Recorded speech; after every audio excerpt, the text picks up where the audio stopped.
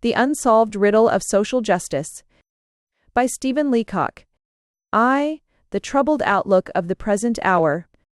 These are troubled times. As the echoes of the war die away, the sound of a new conflict rises on our ears. All the world is filled with industrial unrest. Strike follows upon strike. A world that has known 5 years of fighting has lost its taste for the honest drudgery of work. Cincinnatus will not back to his plow, or, at the best, stands sullenly between his plow handles arguing for a higher wage. The wheels of industry are threatening to stop. The laborer will not work because the pay is too low and the hours are too long. The producer cannot employ him because the wage is too high and the hours are too short. If the high wage is paid and the short hours are granted, then the price of the thing made, so it seems, rises higher still. Even the high wages will not buy it. The process apparently moves in a circle with no cessation to it. The increased wages seem only to aggravate the increasing prices. Wages and prices, rising together, call perpetually for more money, or at least more tokens and symbols, more paper credit in the form of checks and deposits, with a value that is no longer based on the rock bottom of redemption into hard coin, but that floats upon the mere atmosphere of expectation. But the sheer quantity of the inflated currency and false money forces prices higher still. The familiar landmarks of wages, salaries, and prices are being obliterated. The scrap of paper with which the war began stays with us as its legacy. It lies upon the industrial landscape like snow, covering up, as best it may, the bare poverty of a world desolated by war. Under such circumstances, national finance seems turned into a delirium. Billions are voted where once a few poor millions were thought extravagant. The war debts of the Allied nations, not yet fully computed, will run from $25 to $40 billion apiece. But the debts of the governments appear on the other side of the ledger as the assets of the citizens. What is the meaning of it? Is it wealth or is it poverty? The world seems filled with money and short of goods, while even in this very scarcity, a new luxury has broken out. The capitalist rides in his $10,000 motor car. The $7 a day artisan plays merrily on his gramophone in the broad daylight of his afternoon that is saved, like all else, by being borrowed from the morning. He calls the capitalist a profiteer. The capitalist retorts with calling him a Bolshevik. Worse portents appear. Over the rim of the Russian horizon are seen the fierce eyes and the unshorn face of the real and undoubted Bolshevik, waving his red flag. Vast areas of what was a fertile populated world are overwhelmed in chaos. Over Russia there lies a great darkness, spreading ominously westward into Central Europe. The criminal sits among his corpses. He feeds upon the wreck of a civilization that was. The infection spreads. All over the world, the just claims of organized labor are intermingled with the underground conspiracy of social revolution. Instead, the public mind is confused. Something approaching to a social panic appears. To some minds, the demand for law and order overwhelms all other thoughts. To others, the fierce desire for social justice obliterates all fear of a general catastrophe. They push nearer and nearer to the brink of the abyss. The warning cry of "back" is challenged by the eager shout of "forward." The older methods of social progress are abandoned as too slow. The older weapons of social defense are thrown aside as too blunt. Parliamentary discussion is powerless. It limps in the wake of the popular movement. The state, as we knew it, threatens to dissolve into labor unions, conventions, boards of conciliation, and conferences. Society, shaken to its base, hurls itself into the industrial suicide of the general strike, refusing to feed itself, denying its own wants. This is a time such as there never was before. It represents a vast social transformation in which there is at stake, and may be lost, all that has been gained in the slow centuries of material progress, and in which there may be achieved some part of all that has been dreamed in the age-long passion for social justice. For the time being, the constituted governments of the world survive as best they may and accomplish such things as they can, planless or planning at best only for the day. Sufficient and more than sufficient, for the day is the evil thereof. Never then was there a moment in which there was greater need for sane and serious thought. It is necessary to consider from the ground up the social organization in which we live, and the means whereby it may be altered and expanded to meet the needs of the time to come. We must do this, or perish. If we do not mend the machine, there are forces moving in the world that will break it. The blind Samson of labor will seize upon the pillars of society and bring them down in a common destruction. Lesson is evidence that are competed to create the motional surface. Few persons can attain to adult life without being profoundly impressed by the appalling inequalities of our human lot. Riches and poverty jostle one another upon our streets. The tattered outcast dozes on his bench, while the chariot of the wealthy is drawn by. The palace is the neighbor of the slum. We are, in modern life, so used to this that we no longer see it. Inequality begins from the very cradle. Some are born into an easy and sheltered affluence. Others are the children of mean and sordid want.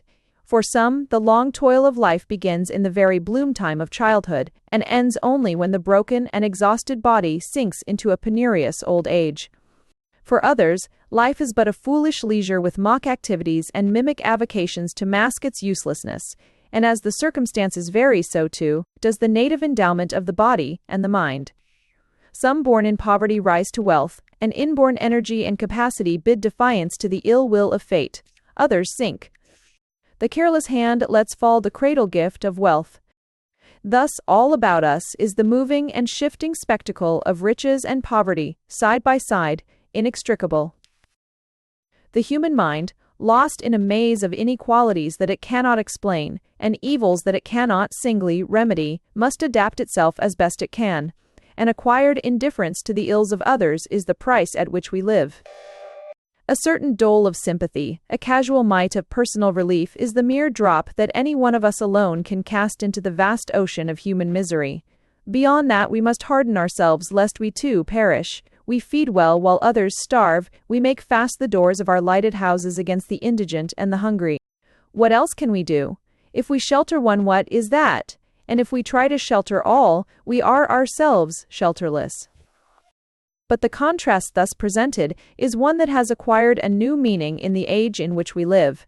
The poverty of earlier days was the outcome of the insufficiency of human labor to meet the primal needs of humankind.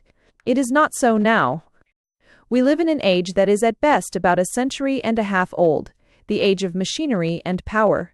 Our common reading of history has obscured this fact. Its pages are filled with the purple gowns of kings and the scarlet trappings of the warrior. Its record is largely that of battles and sieges, of the brave adventure of discovery and the vexed slaughter of the nations. It has long since dismissed as too short and simple for its pages the short and simple annals of the poor, and the record is right enough. Of the poor, what is there to say? They were born, they lived, they died. They followed their leaders, and their names are forgotten. But written thus, our history has obscured the greatest fact that ever came into it. The colossal change that separates our little era of a century and a half from all the preceding history of mankind separates it so completely that a great gulf lies between, across which comparison can scarcely pass, and on the other side of which a new world begins. It has been the custom of our history to use the phrase, the New World, to mark the discoveries of Columbus and the treasure hunt of a Cortez or a Pizarro. But what of that? The America that they annexed to Europe was merely a new domain added to a world already old. The New World was really found in the wonder years of the 18th and early 19th centuries. Mankind really entered upon it when the sudden progress of liberated science bound the fierce energy of expanding stream and drew the eager lightning from the cloud. Here began indeed, in the drab surroundings of the workshop, in the silent mystery of the laboratory, the magic of the new age. But we do not commonly realize the vastness of the change. Much of our life and much of our thought still belongs to the old world. Our education is still largely framed on the old pattern, and our views of poverty and social betterment, or what is possible and what is not, are still largely conditioned by it. In the old world, poverty seemed, and poverty was, the natural and inevitable lot of the greater portion of mankind. It was difficult, with the mean appliances of the time, to wring subsistence from the reluctant earth. For the simplest necessaries and comforts of life, all, or nearly all, must work hard. Many must perish for want of them. Poverty was inevitable and perpetual. The poor must look to the brightness of a future world for the consolation that they were denied in this. Seen thus, poverty became rather a blessing than a curse, or at least a dispensation prescribing the proper lot of man.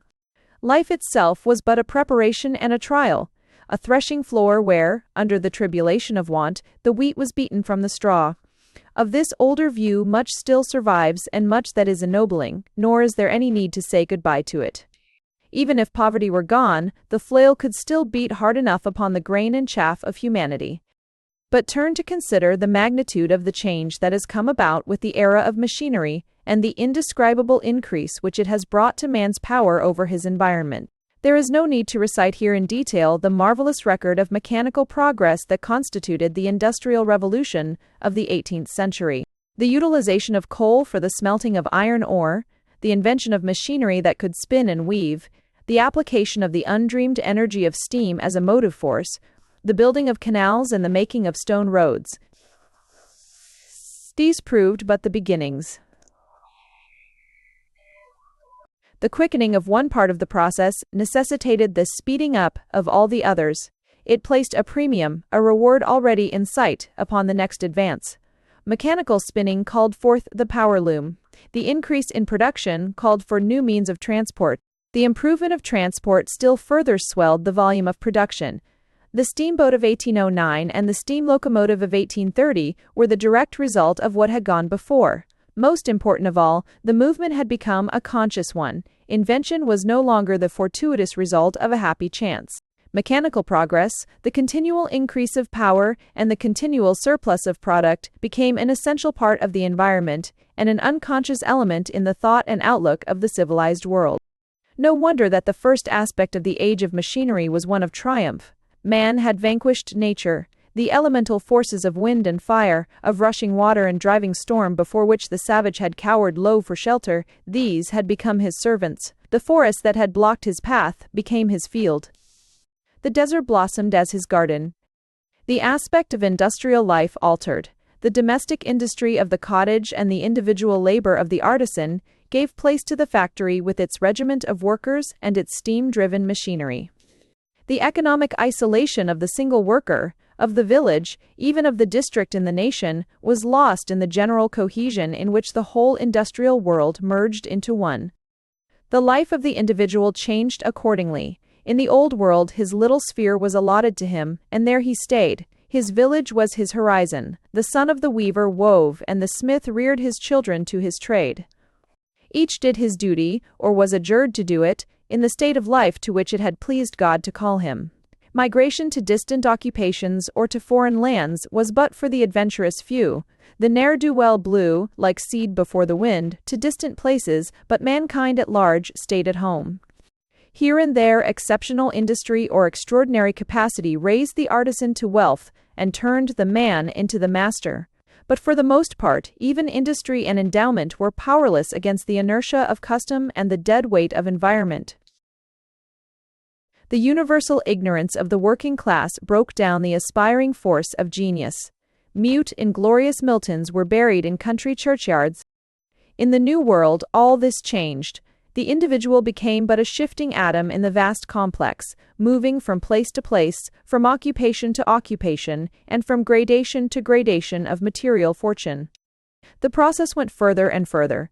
The machine penetrated everywhere, thrusting aside with its gigantic arm the feeble efforts of handicraft. It laid its hold upon agriculture, sowing and reaping the grain and transporting it to the ends of the earth. Then, as the 19th century drew towards its close, even the age of steam power was made commonplace by achievements of the era of electricity. All this is familiar enough. The record of the age of machinery is known to all, but the strange mystery, the secret that lies concealed within its organization, is realized by but few. It offers, to those who see it aright, the most perplexing industrial paradox ever presented in the history of mankind. With all our wealth, we are still poor. After a century and a half of labor-saving machinery, we work about as hard as ever. With a power over nature multiplied 100-fold, nature still conquers us, and more than this. There are many senses in which the machine age seems to leave the great bulk of civilized humanity, the working part of it, worse off instead of better. The nature of our work has changed. No man now makes anything. He makes only a part of something, feeding and tending a machine that moves with relentless monotony in the routine of which both the machine and its tender are only a fractional part. For the great majority of the workers, the interest of work as such is gone. It is a task done consciously for a wage, one eye upon the clock. The brave independence of the keeper of the little shop contrasts favorably with the mock dignity of a floorwalker in an establishment. The varied craftsmanship of the artisan had in it something of the creative element that was the parent motive of sustained industry. The dull routine of the factory hand in a cotton mill has gone. The life of a pioneer settler in America 200 years ago, penurious and dangerous as it was, stands out brightly beside the dull and meaningless toil of his descendant. The picture must not be drawn in colors too sinister. In the dullest work and in the meanest lives in the New World today, there are elements that were lacking in the work of the Old World. The universal spread of elementary education, the universal access to the printed page, and the universal hope of better things, if not for oneself, at least for one's children. And even the universal restlessness that the industrialism of today have brought are better things than the dull plodding passivity of the older world. Only a false medievalism can paint the past in colors superior to the present. The haze of distance that dims the mountains with purple shifts also the crude colors of the past into the soft glory of retrospect. Misled by these, the sentimentalist may often sigh for an age that in a nearer view would be seen filled with cruelty and suffering. But even when we have made every allowance for the all-too-human tendency to soften down the past, it remains true that in many senses the processes of industry for the worker have lost in attractiveness and power of absorption of the mind during the very period when they have gained so enormously in effectiveness and in power of production. The essential contrast lies between the vastly increased power of production and its apparent inability to satisfy for all humanity the most elementary human wants, between the immeasurable saving of labor effected by machinery and the brute fact of the continuance of hard-driven, unceasing toil. Of the extent of this increased power of production, we can only speak in general terms. No one, as far as I am aware, has yet essayed to measure it, nor have we any form of calculus or computation that can easily be applied. If we wish to compare the gross total of production effected today with that accomplished 150 years ago, the means, the basis of calculation, is lacking. Vast numbers of the things produced now were not then in existence. A great part of our production of today culminates not in productive goods, but in services, as in forms of motion, or inability to talk across a distance. It is true that statistics that deal with the world's production of cotton, or of oil, or of iron and steel present stupendous results, but even these do not go far enough. For the basic raw materials are worked into finer and finer forms to supply new wants, as they are called, and to represent a vast quantity of satisfactions not existing before. Nor is the money calculus of any avail.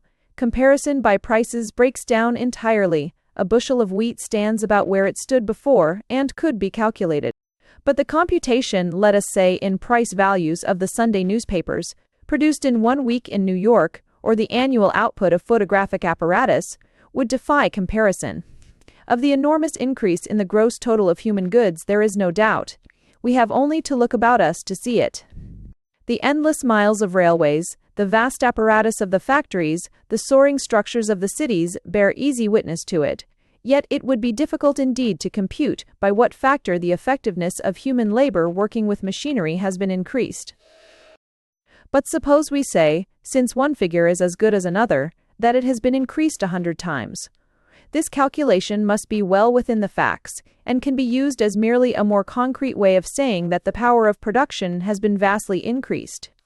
During the period of this increase, the numbers of mankind in the industrial countries have perhaps been multiplied by 3 to 1. This again is inexact, since there are no precise figures of population that cover the period. But all that is meant is that the increase in one case is, quite obviously, colossal, and in the other case is evidently not very much. Here, then, is the paradox. If the ability to produce goods to meet human wants has multiplied so that each man accomplishes almost 30 or 40 times what he did before, then the world at large ought to be about 30 or 50 times better off.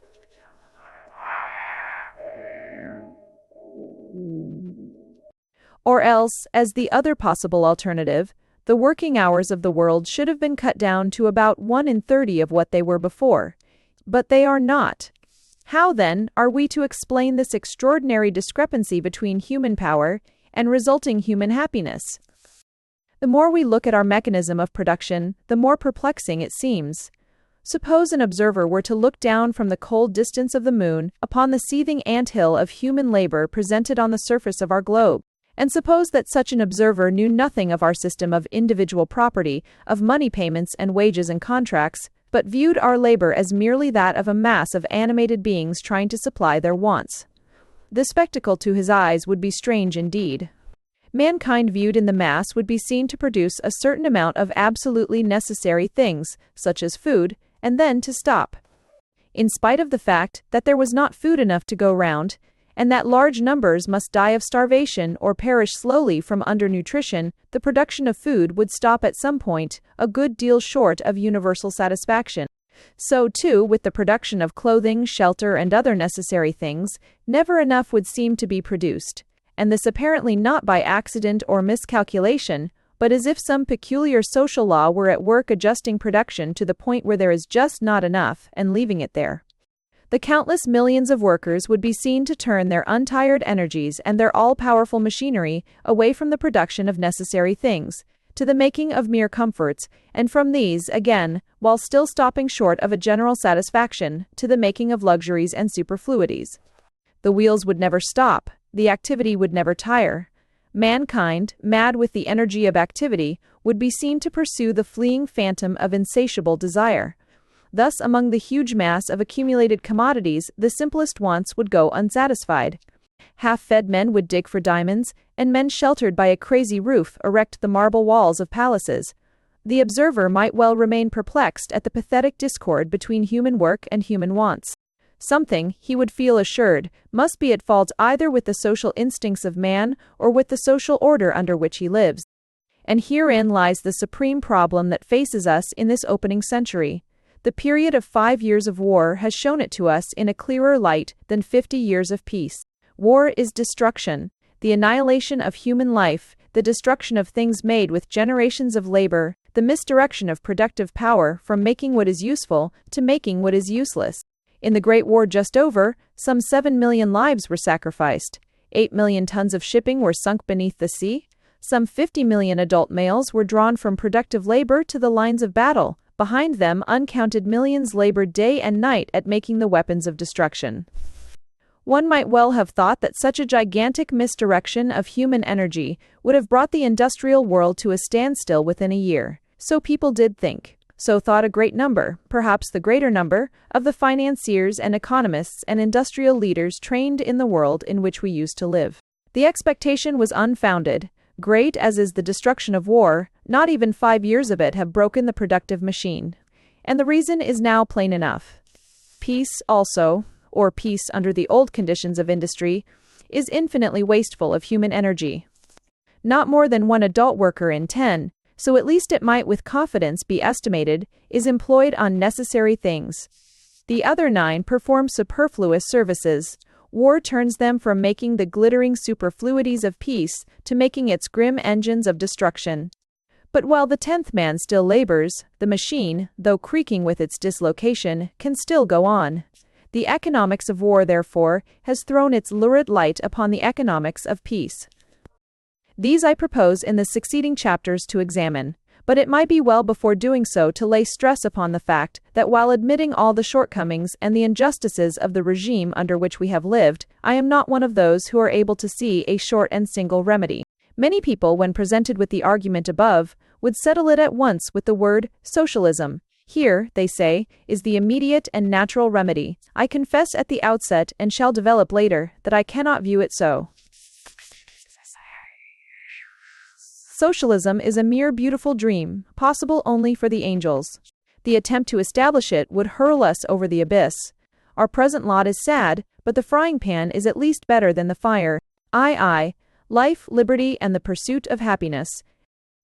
All men, wrote Thomas Jefferson in framing the Declaration of Independence, have an inalienable right to life, liberty, and the pursuit of happiness. They embody in themselves the uppermost thought of the era that was dawning when they were written. They stand for the same view of society which, in that very year of 1776, Adam Smith put before the world in his immortal Wealth of Nations as the system of natural liberty. In this system, mankind placed its hopes for over half a century, and under it, the industrial civilization of the age of machinery rose to the plenitude of its power. In the preceding chapter, an examination has been made of the purely mechanical side of the era of machine production. It has been shown that the age of machinery has been in a certain sense one of triumph, of the triumphant conquest of nature, but in another sense one of perplexing failure. The new forces controlled by mankind have been powerless as yet to remove want and destitution, hard work and social discontent. In the midst of accumulated wealth, social justice seems as far away as ever.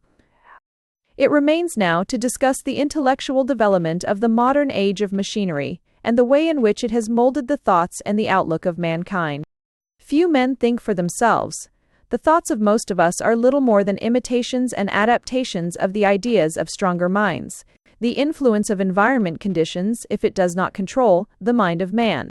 So it comes about that every age or generation has its dominant and uppermost thoughts, its peculiar way of looking at things, and its peculiar basis of opinion on which its collective action and its social regulations rest. All this is largely unconscious. The average citizen of 3 generations ago was probably not aware that he was an extreme individualist. The average citizen of today is not conscious of the fact that he has ceased to be one. The man of 3 generations ago had certain ideas which he held to be axiomatic, such as that his house was his castle, and that property was property, and that what was his was his.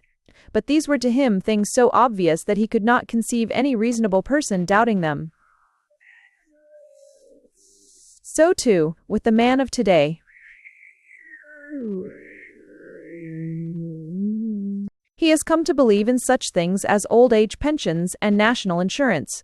He submits to bachelor taxes and he pays for the education of other people's children. He speculates much on the limits of inheritance, and he even meditates profound alterations in the right of property in land. His house is no longer his castle. He has taken down its fences and boulevarded its grounds till it merges into those of his neighbors. Indeed, he probably does not live in a house at all, but in a mere apartment or subdivision of a house which he shares with a multiplicity of people. Nor does he any longer draw water from his own well, or go to bed by the light of his own candle. For such services as these, his life is so mixed up with franchises, or sees, and public utilities, and other things unheard of by his own great-grandfather, that it is hopelessly intertangled with that of his fellow citizens. In fine, there is little left but his own conscience into which he can withdraw. Such a man is well aware that times have changed since his great-grandfather's day, but he is not aware of the profound extent to which his own opinions have been affected by the changing times.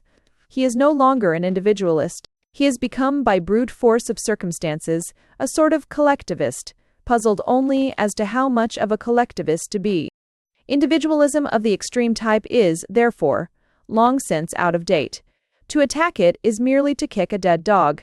But the essential problem of today is to know how far we are to depart from its principles. There are those who tell us, and they number many millions, that we must abandon them entirely. Industrial society, they say, must be reorganized from top to bottom. Private industry must cease. All must work for the state. Only in a socialist commonwealth can social justice be found. There are others, of whom the present writer is one, who see in such a program nothing but disaster, yet who consider that the individualist principle of every man for himself, while it makes for national wealth and accumulated power, favors overmuch the few at the expense of the many, puts an over-great premium upon capacity, assigns too harsh a punishment for easy indolence, and, what is worse, exposes the individual human being too cruelly to the mere accidents of birth and fortune. Under such a system, in short, to those who have is given, and from those who have not, is taken away even that which they have. There are others again who still view individualism, just as the vast majority of our great-grandfathers viewed it, as a system hard but just, as awarding to every man the fruit of his own labor and the punishment of his own idleness, and as visiting, in accordance with the stern but necessary ordination of our existence, the sins of the father upon the child. The proper starting point, then, for all discussion of the social problem is the consideration of the individualist theory of industrial society. This grew up, as all the world knows, along with the era of machinery itself. It had its counterpart on the political side in the rise of representative democratic government. Machinery, industrial liberty, political democracy, these three things represent the basis of the progress of the 19th century. The chief exposition of the system is found in the work of the classical economists, Adam Smith and his followers of half a century, who created the modern science of political economy. Beginning as controversialists anxious to overset a particular system of trade regulation, they ended by becoming the exponents of a new social order. Modified and amended as their system is in its practical application, it still largely conditions our outlook today. It is to this system that we must turn. The general outline of the classical theory of political economy is so clear and so simple that it can be presented within the briefest compass. It began with certain postulates or assumptions, to a great extent unconscious of the conditions to which it applied. It assumed the existence of the state and of contract. It took for granted the existence of individual property, in consumption goods, in capital goods, and, with a certain hesitation, in land. The last assumption was not perhaps without misgivings. Adam Smith was disposed to look askance at landlords as men who gathered where they had not sown. John Stuart Mill, as is well known, was more and more inclined, with advancing reflection, to question the sanctity of landed property as the basis of social institutions. But for the most part, property, contract, and the coercive state were fundamental assumptions with the classicists. With this there went, on the psychological side, the further assumption of a general selfishness or self-seeking as the principal motive of the individual in the economic sphere. Oddly enough, this assumption, the most warrantable of the lot, was the earliest to fall under disrepute. The plain assertion that every man looks out for himself, or at best for himself and his immediate family, touches the tender conscience of humanity. It is an unpalatable truth. Nonetheless, it is the most nearly true of all the broad generalizations that can be attempted in regard to mankind.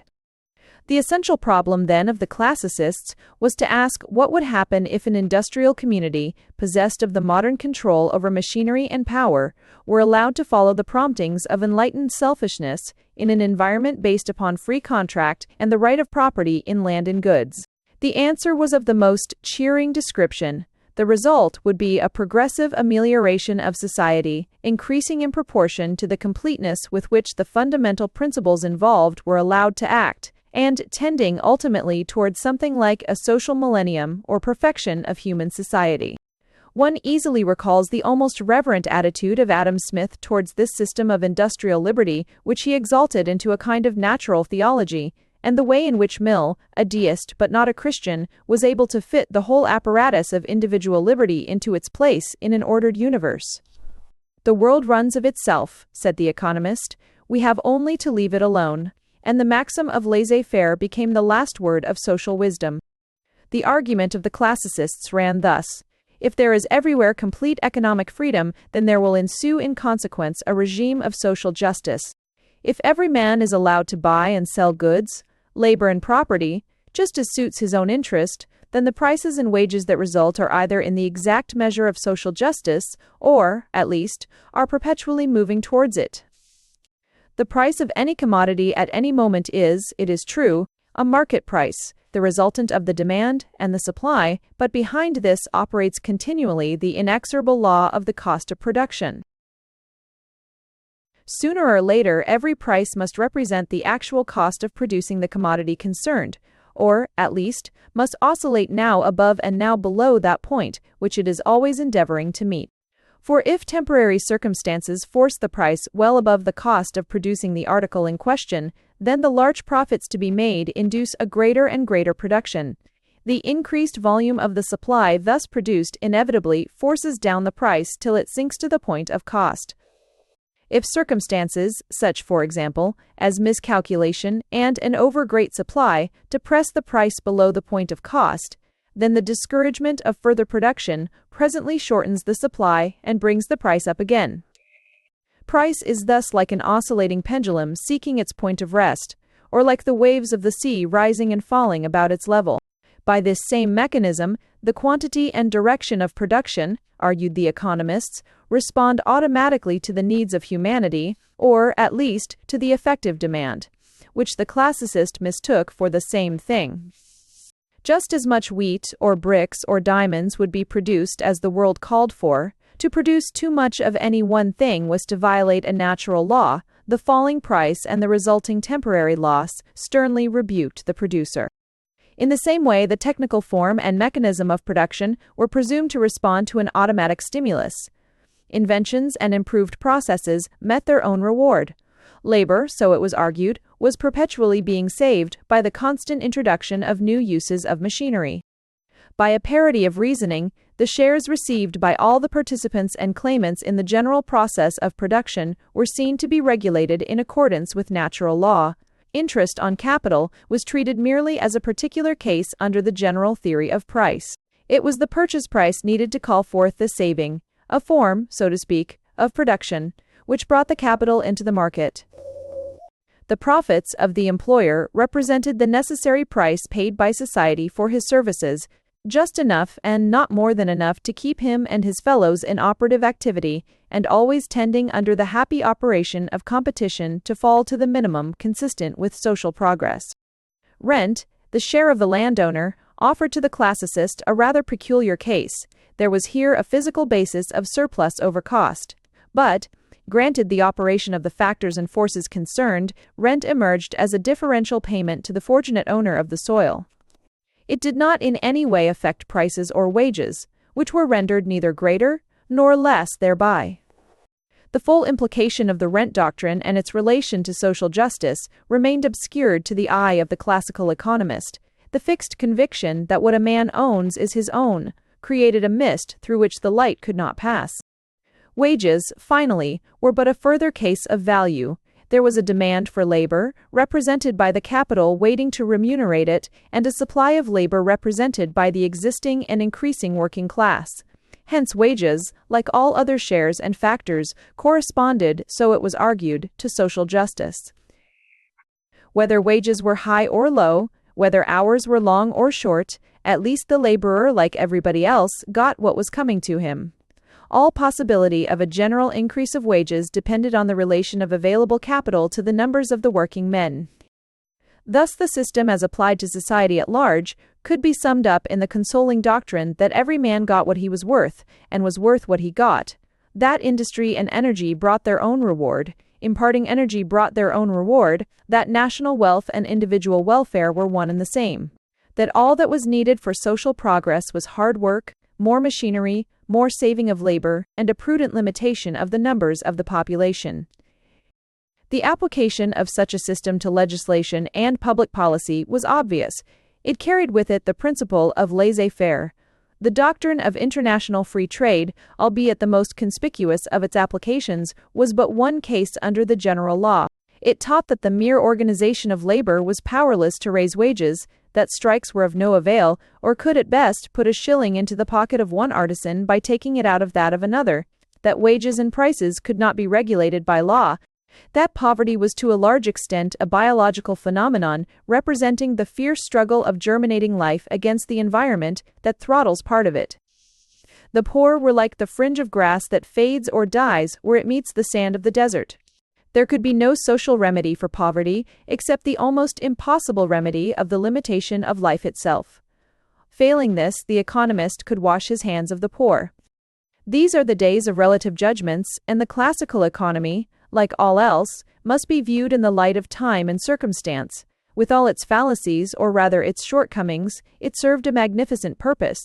It opened a road never before trodden from social slavery toward social freedom, from the medieval autocratic regime of fixed caste and hereditary status towards a regime of equal social justice.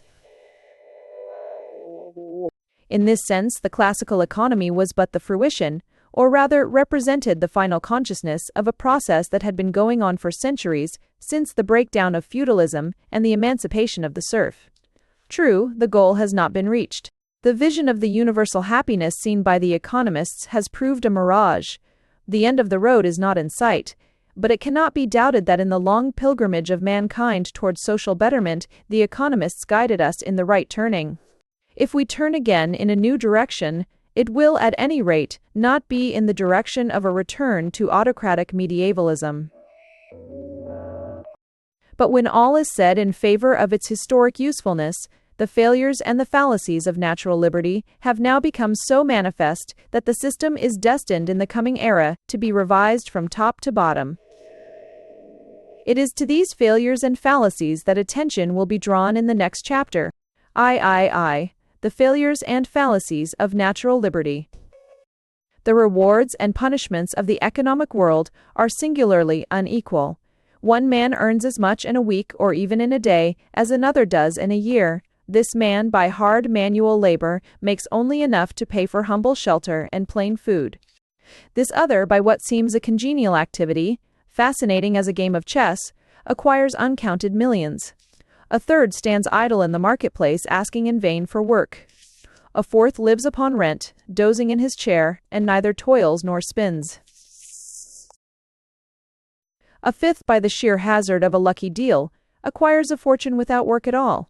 A sixth, scorning to work, earns nothing and gets nothing. In him survives a primitive dislike of labor not yet fully evoluted out.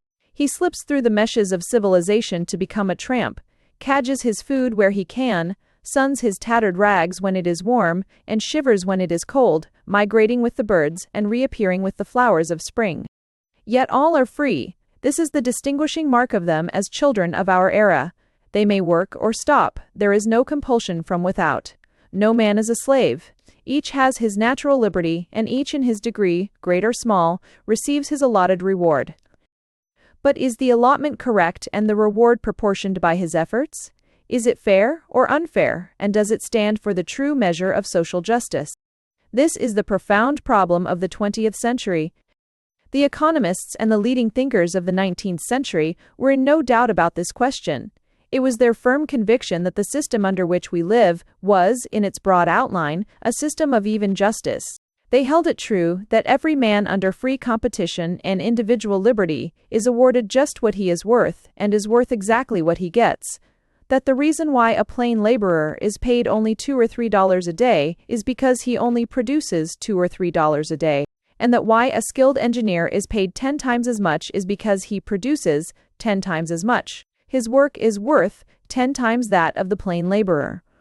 By the same reasoning, the salary of a corporation president who receives $50,000 a year merely reflects the fact that the man produces, earns, brings in to the corporation that amount, or even more. The big salary corresponds to the big efficiency. And there is much in the common experience of life and the common conduct of business that seems to support this view. It is undoubtedly true if we look at any little portion of business activity taken as a fragment by itself. On the most purely selfish grounds, I may find that it pays to hire an expert at $100 a day, and might find that it spelled ruin to attempt to raise the wages of my workingmen beyond $4 a day. Everybody knows that in any particular business, at any particular place and time with prices at any particular point, there is a wage that can be paid and a wage that cannot. And everybody, or nearly everybody, bases on these obvious facts a series of entirely erroneous conclusions. Because we cannot change the part, we are apt to think we cannot change the whole. Because one brick in the wall is immovable, we forget that the wall itself might be rebuilt. The single employer rightly knows that there is a wage higher than he can pay, and hours shorter than he can grant. But are the limits that frame him in real and necessary limits, resulting from the very nature of things, or are they mere products of particular circumstances? This, as a piece of pure economics, does not interest the individual employer a particle. It belongs in the same category as the question of the immortality of the soul and other profundities that have nothing to do with business. But to society at large, the question is of an infinite importance. Now the older economists taught, and the educated world for about a century believed, that these limitations which hedged the particular employer about were fixed and assigned by natural economic law.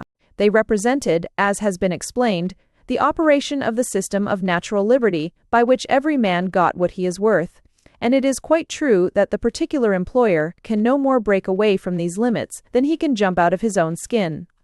He can only violate them at the expense of ceasing to be an economic being at all and degenerating into a philanthropist. But consider for a moment the peculiar nature of the limitations themselves. Every man's limit of what he can pay and what he can take, of how much he can offer and how much he will receive, is based on the similar limitations of other people. They are reciprocal to one another. Why should one factory owner not pay $10 a day to his hands? Because the others don't. But suppose they all do? Then the output could not be sold at the present price. But why not sell the produce at a higher price? Because at a higher price the consumer can't afford to buy it. But suppose that the consumer, for the things which he himself makes and sells, or for the work which he performs, receives more. What then? The whole thing begins to have a jigsaw look, like a child's toy rack with wooden soldiers on it, expanding and contracting. One searches in vain for the basis on which the relationship rests, and at the end of the analysis one finds nothing but a mere anarchical play of forces, nothing but a give and take resting on relative bargaining strength. Observe that this is not in the slightest the conclusion of the orthodox economists. Every man, they said, gets what he actually makes, or, by exchange, those things which exactly correspond to it as regards the cost of making them, which have, to use the key word of the theory, the same value. Let us take a very simple example. If I go fishing with a net which I have myself constructed out of fibers and sticks, and if I catch a fish, and if I then roast the fish over a fire which I have made without so much as the intervention of a lucifer match, then it is I, and I alone, who have produced the roast fish. That is plain enough. But what if I catch the fish by using a hired boat and a hired net, or by buying worms as bait from someone who has dug them? Or what if I do not fish at all, but get my roast fish by paying for it a part of the wages I receive for working in a sawmill? Here are a new set of relationships. How much of the fish is produced by each of the people concerned, and what part of my wages ought I to pay in return for the part of the fish that I buy? Here opens up, very evidently, a perfect labyrinth of complexity, but it was the labyrinth for which the earlier economist held, so he thought, the thread. No matter how dark the passage, he still clung tight to it. And his thread was his fundamental equation of value, whereby each thing and everything is sold, or tends to be sold, under free competition for exactly its cost of production. There it was, as simple as ABC. Making the cost of everything proportional to the cost of everything else, and, in itself, natural and just, explaining and justifying the variations of wages and salaries on what seems a stern basis of fact. Here is your selling price as a starting point. Given that, you can see at once the reason for the wages paid and the full measure of the payment. To pay more is impossible. To pay less is to invite a competition that will force the payment of more. Or take, if you like, the wages as the starting point. There you are again. Simplicity itself. The selling price will exactly and nicely correspond to cost. True, a part of the cost concerned will be represented not by wages but by cost of materials, but these, on analysis, dissolve into past wages. Hence the whole process and its explanation revolves around this simple fundamental equation that selling value equals the cost of production. This was the central part of the economic structure. It was the keystone of the arch. If it holds, all holds. Knock it out, and the whole edifice falls into fragments. A technical student of the schools would digress here, to the great confusion of the reader, into a discussion of the controversy in the economic cloister between the rival schools of economists as to whether cost governs value or value governs cost. The point needs no discussion here, but just such fleeting passing mention as may indicate that the writer is well and wearily conversant with it. The fundamental equation of the economist, then, is that the value of everything is proportionate to its cost. It requires no little hardihood to say that this proposition is a fallacy. It lays one open at once, most illogically, to the charge of being a socialist. In sober truth, it might as well lay one open to the charge of being an ornithologist. I will not, therefore, say that the proposition that the value of everything equals the cost of production is false. I will say that it is as true in fact, that is just as true as that 2 and 2 make 4, exactly as true as that, but let it be noted most profoundly, only as true as that. In other words, it is a truism, mere equation in terms, telling nothing whatever. When I say that 2 and 2 make 4, I find, after deep thought, that I have really said nothing, or nothing that was not already said at the moment I defined 2 and defined 4. The new statement that 2 and 2 make 4 adds nothing. So with the majestic equation of the cost of production. It means, as far as social application goes, as far as any moral significance or bearing on social reform and the social outlook goes, absolutely nothing. It is not in itself fallacious, how could it be? But all the social inferences drawn from it are absolute, complete, and malicious fallacies. Any socialist who says this is quite right. Where he goes wrong is when he tries to build up as truth a set of inferences more fallacious and more malicious still. But the central economic doctrine of cost cannot be shaken by mere denunciation. Let us examine it and see what is the matter with it. We restate the equation. Under perfectly free competition, the value or selling price of everything equals, or is perpetually tending to equal, the cost of its production. This is the proposition itself, and the inferences derived from it are that there is a natural price of everything, and that all natural prices are proportionate to cost and to one another, that all wages, apart from temporary fluctuations, are derived from and limited by the natural prices paid for the things made. That all payments for the use of capital interest are similarly derived and similarly limited, and that consequently, the whole economic arrangement, by giving to each person exactly and precisely the fruit of his own labor, conforms exactly to social justice. Now, the trouble with the main proposition just quoted is that each side of the equation is used as the measure of the other.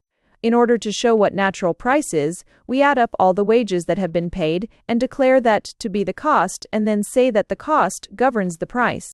Then if we are asked, why are wages what they are, we turn the argument backward and say that since the selling price is so and so, the wages that can be paid out of it only amount to such and such. This explains nothing, it is a mere argument in a circle. It is as if one tried to explain why one blade of a pair of scissors is 4 inches long by saying that it has to be the same length as the other. This is quite true of either blade if one takes the length of the other for granted, but as applied to the explanation of the length of the scissors, it is worse than meaningless. This reasoning may seem to many persons mere casuistry, mere sophistical juggling with words. After all, they say, there is such a thing as relative cost, relative difficulty of making things, a difference which rests upon a physical basis. To make one thing requires a lot of labor and trouble and much skill. To make another thing requires very little labor and no skill out of the common. Here, then, is your basis of value, obvious and beyond argument. A primitive savage makes a bow and arrow in a day. It takes him a fortnight to make a bark canoe. On that fact rests the exchange value between the two. The relative quantity of labor embodied in each object is the basis of its value. This line of reasoning has a very convincing sound. It appears in nearly every book on economic theory, from Adam Smith and Ricardo till today. Labor alone, wrote Smith, never varying in its own value, is above the ultimate and real standard by which the value of all commodities can at all times and places be estimated and compared. But the idea that a quantity of labor governs a value will not stand examination for a moment. What is quantity of labor and how is it measured? As long as we draw our illustrations from primitive life, where one man's work is much the same as another's, and where all operations are simple, we seem easily able to measure and compare. One day is the same as another, and one man about as capable as his fellow. But in the complexity of modern industrial life, such a calculation no longer applies.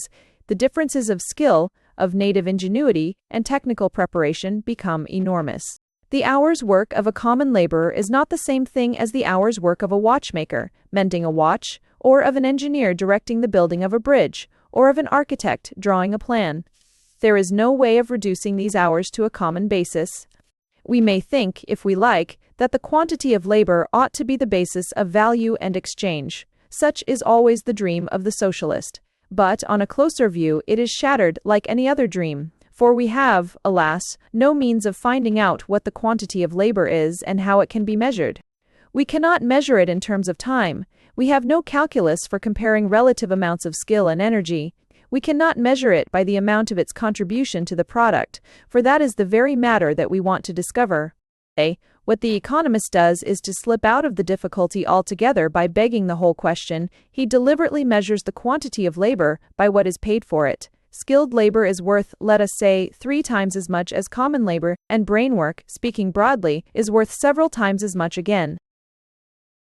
Hence, by adding up all the wages and salaries paid, we get something that seems to indicate the total quantity of labor, measured not simply in time, but with an allowance for skill and technical competency. By describing this allowance as a coefficient, we can give our statement a false air of mathematical certainty, and so muddle up the essential question that the truth is lost from sight, like a pea under a thimble. Now you see it, and now you don't. The thing is, in fact, a mere piece of intellectual conjuring. The conjurer has slipped the phrase, quantity of labor, up his sleeve, and when it reappears, it has turned into the expense of hiring labor. On this false basis, a vast structure is erected. All prices, provided that competition is free, are made to appear as the necessary result of natural forces. They are natural or normal prices. All wages are explained, and low wages are exonerated, on what seems to be an undeniable ground of fact. You may wish them otherwise, but they are not. As a philanthropist, you may feel sorry that a humble laborer should work through a long day to receive $2, but as an economist, you console yourself with the reflection that that is all he produces. You may at times, as a sentimentalist, wonder whether the vast sums drawn as interest on capital are consistent with social fairness. But if it is shown that interest is simply the natural price of capital representing the actual productive power of the capital, there is nothing further to say. You may have similar qualms over rent and the rightness and wrongness of it. The enormous unearned increment that accrues for the fortunate owner of land who toils not, neither spins to obtain it, may seem difficult of justification. But after all, land is only one particular case of ownership under the one and the same system. The rent for which the owner can lease it emerges simply as a consequence of the existing state of wages and prices. High rent, says the economist, does not make big prices, it merely follows as a consequence or result of them. Dear bread is not caused by the high rents paid by tenant farmers for the land. The train of cause and effect runs in the contrary direction. And the selling price of land is merely a consequence of its rental value, a simple case of capitalization of annual return into a present sum. City land, though it looks different from farmland, is seen in the light of this same analysis, to earn its rent in just the same way. The high rent of a Broadway store, says the economist, does not add a single cent to the price of the things sold in it. It is because prices are what they are that the rent is and can be paid. Hence, on examination, the same canon of social justice that covers and explains prices, wages, and interest applies with perfect propriety to rent. Or finally, to take the strongest case of all, one may, as a citizen, feel apprehension at times at the colossal fortune of a Carnegie or a Rockefeller. For it does seem passing strange that one human being should control as property the mass of coin, goods, houses, factories, land and mines, represented by $1 billion, stranger still, that at his death he should write upon a piece of paper his commands as to what his surviving fellow creatures are to do with it. But if it can be shown to be true that Mr. Rockefeller made his fortune in the same sense that a man makes a log house by felling trees and putting them one upon another, then the fortune belongs to Mr. Rockefeller in the same way as the log house belongs to the pioneer. And if the social inferences that are drawn from the theory of natural liberty and natural value are correct, the millionaire and the landlord, the plutocrat and the pioneer, the wage earner and the capitalist have each all the right to do what he will with his own. For every man in this just world gets what is coming to him. He gets what he is worth, and he is worth what he gets. But if one knocks out the keystone of the arch in the form of a proposition that natural value conforms to the cost of production, then the whole edifice collapses and must be set up again, upon another plan and on another foundation, stone by stone. I.e. Work and wages s. Wages and prices, then, if the argument recited in the preceding chapter of this series holds good, do not under free competition tend towards social justice. It is not true that every man gets what he produces. It is not true that enormous salaries represent enormous productive services, and that humble wages correspond to a humble contribution to the welfare of society. Prices, wages, salaries, interest, rent, and profits do not, if left to themselves, follow the simple law of natural justice. To think so is an idle dream, the dream of the quietist who may slumber too long and be roused to a rude awakening or perish, perhaps, in his sleep. His dream is not so dangerous as the contrasted dream of the socialist, now threatening to walk abroad in his sleep, but both in their degree are dreams and nothing more. The real truth is that prices and wages and all the various payments from hand to hand in industrial society are the outcome of a complex of competing forces that are not based upon justice but upon economic strength. There are no flowers upon the path, and out of this thicket, alas, no two people ever emerge hand in hand in concord. Yet it is a path that must be traversed. Let us take, then, as a beginning, the very simplest case of the making of a price. It is the one which is sometimes called in books on economics the case of an unique monopoly. Suppose that I offer for sale the manuscript of the Pickwick Papers, or Shakespeare's skull, or, for the matter of that, the skull of John Smith. What is the sum that I shall receive for it?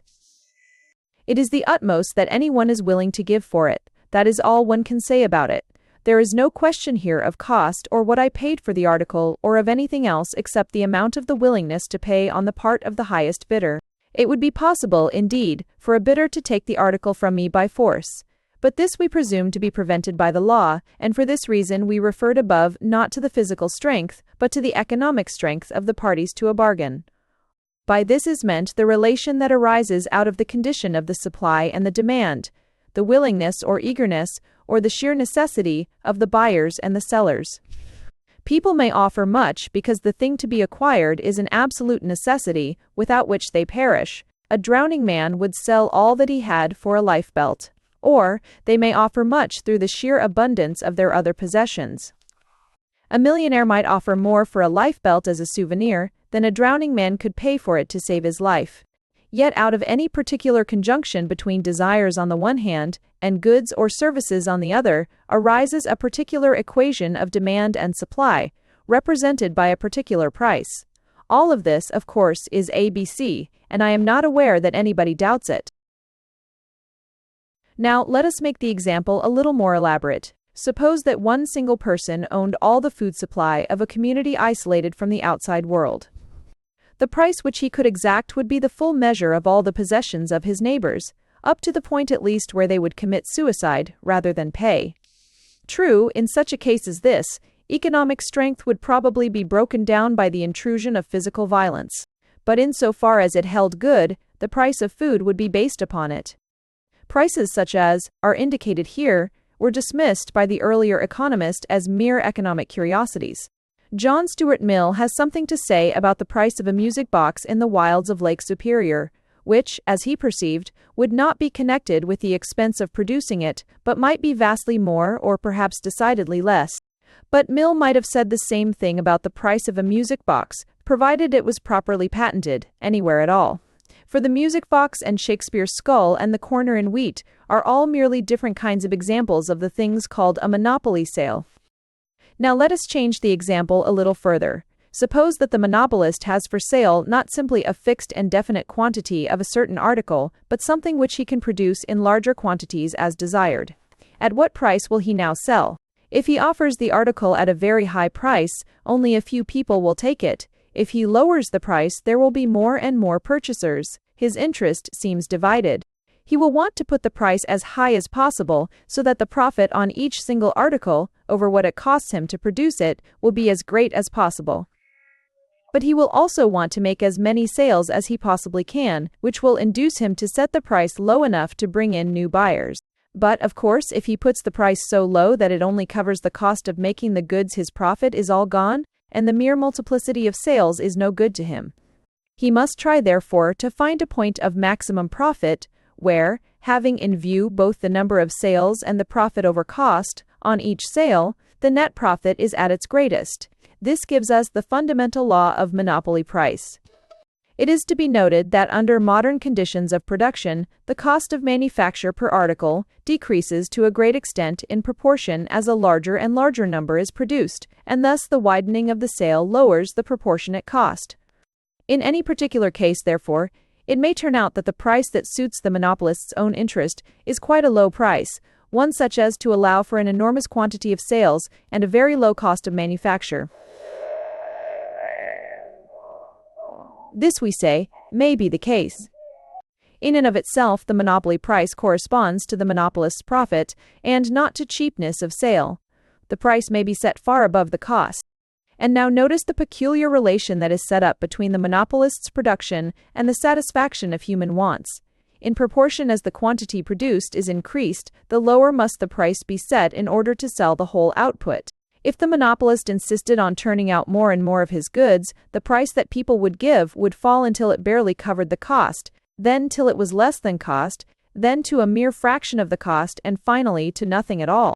In other words, if one produces a large enough quantity of anything, it becomes worthless. It loses all its value just as soon as there is enough of it to satisfy and oversatisfy the wants of humanity. Thus, if the world produces 3.5 billion bushels of wheat, it can be sold, let us say, at $2 a bushel, but if it produced twice as much, it might well be found that it would only sell for 50 cents a bushel. The value of the bigger supply as a total would actually be less than that of the smaller, and if the supply were big enough, it would be worth, in the economic sense, just nothing at all. This peculiarity is spoken of in economic theory as the paradox of value. It is referred to in the older books either as an economic curiosity or as a mere illustration in extreme terms of the relation of supply to price. Thus, in many books, the story is related of how the East India companies used at times deliberately to destroy a large quantity of tea in order that by selling a lesser amount, they might reap a larger profit than by selling a greater.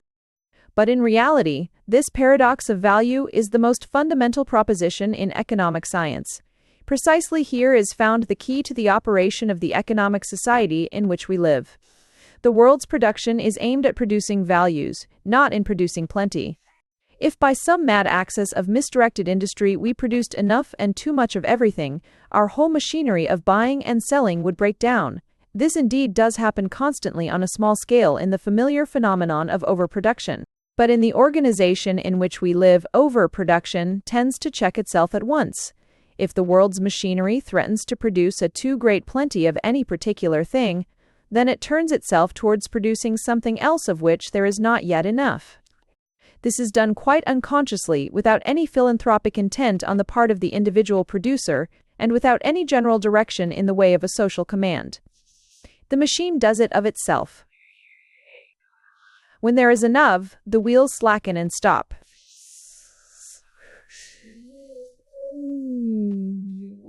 But let it be noted that the enough here in question does not mean enough to satisfy human wants. In fact, it means precisely the converse. It means enough not to satisfy them and to leave the selling price of the things made at the point of profit. Let it be observed also that we have hitherto been speaking as if all things were produced under a monopoly. The objection might at once be raised that with competitive producers the price will also keep falling down towards cost and will not be based upon the point of maximum profit. We shall turn to this objection in a moment, but one or two other points must be considered before doing so. In the first place, in following out such an argument as the present in regard to the peculiar shortcomings of the system under which we live, it is necessary again and again to warn the reader against a hasty conclusion to the possibilities of altering and amending it. The socialist reads such criticism as the above with impatient approval. Very well, he says, the whole organization is wrong and works badly. Now let us abolish it altogether and make a better one.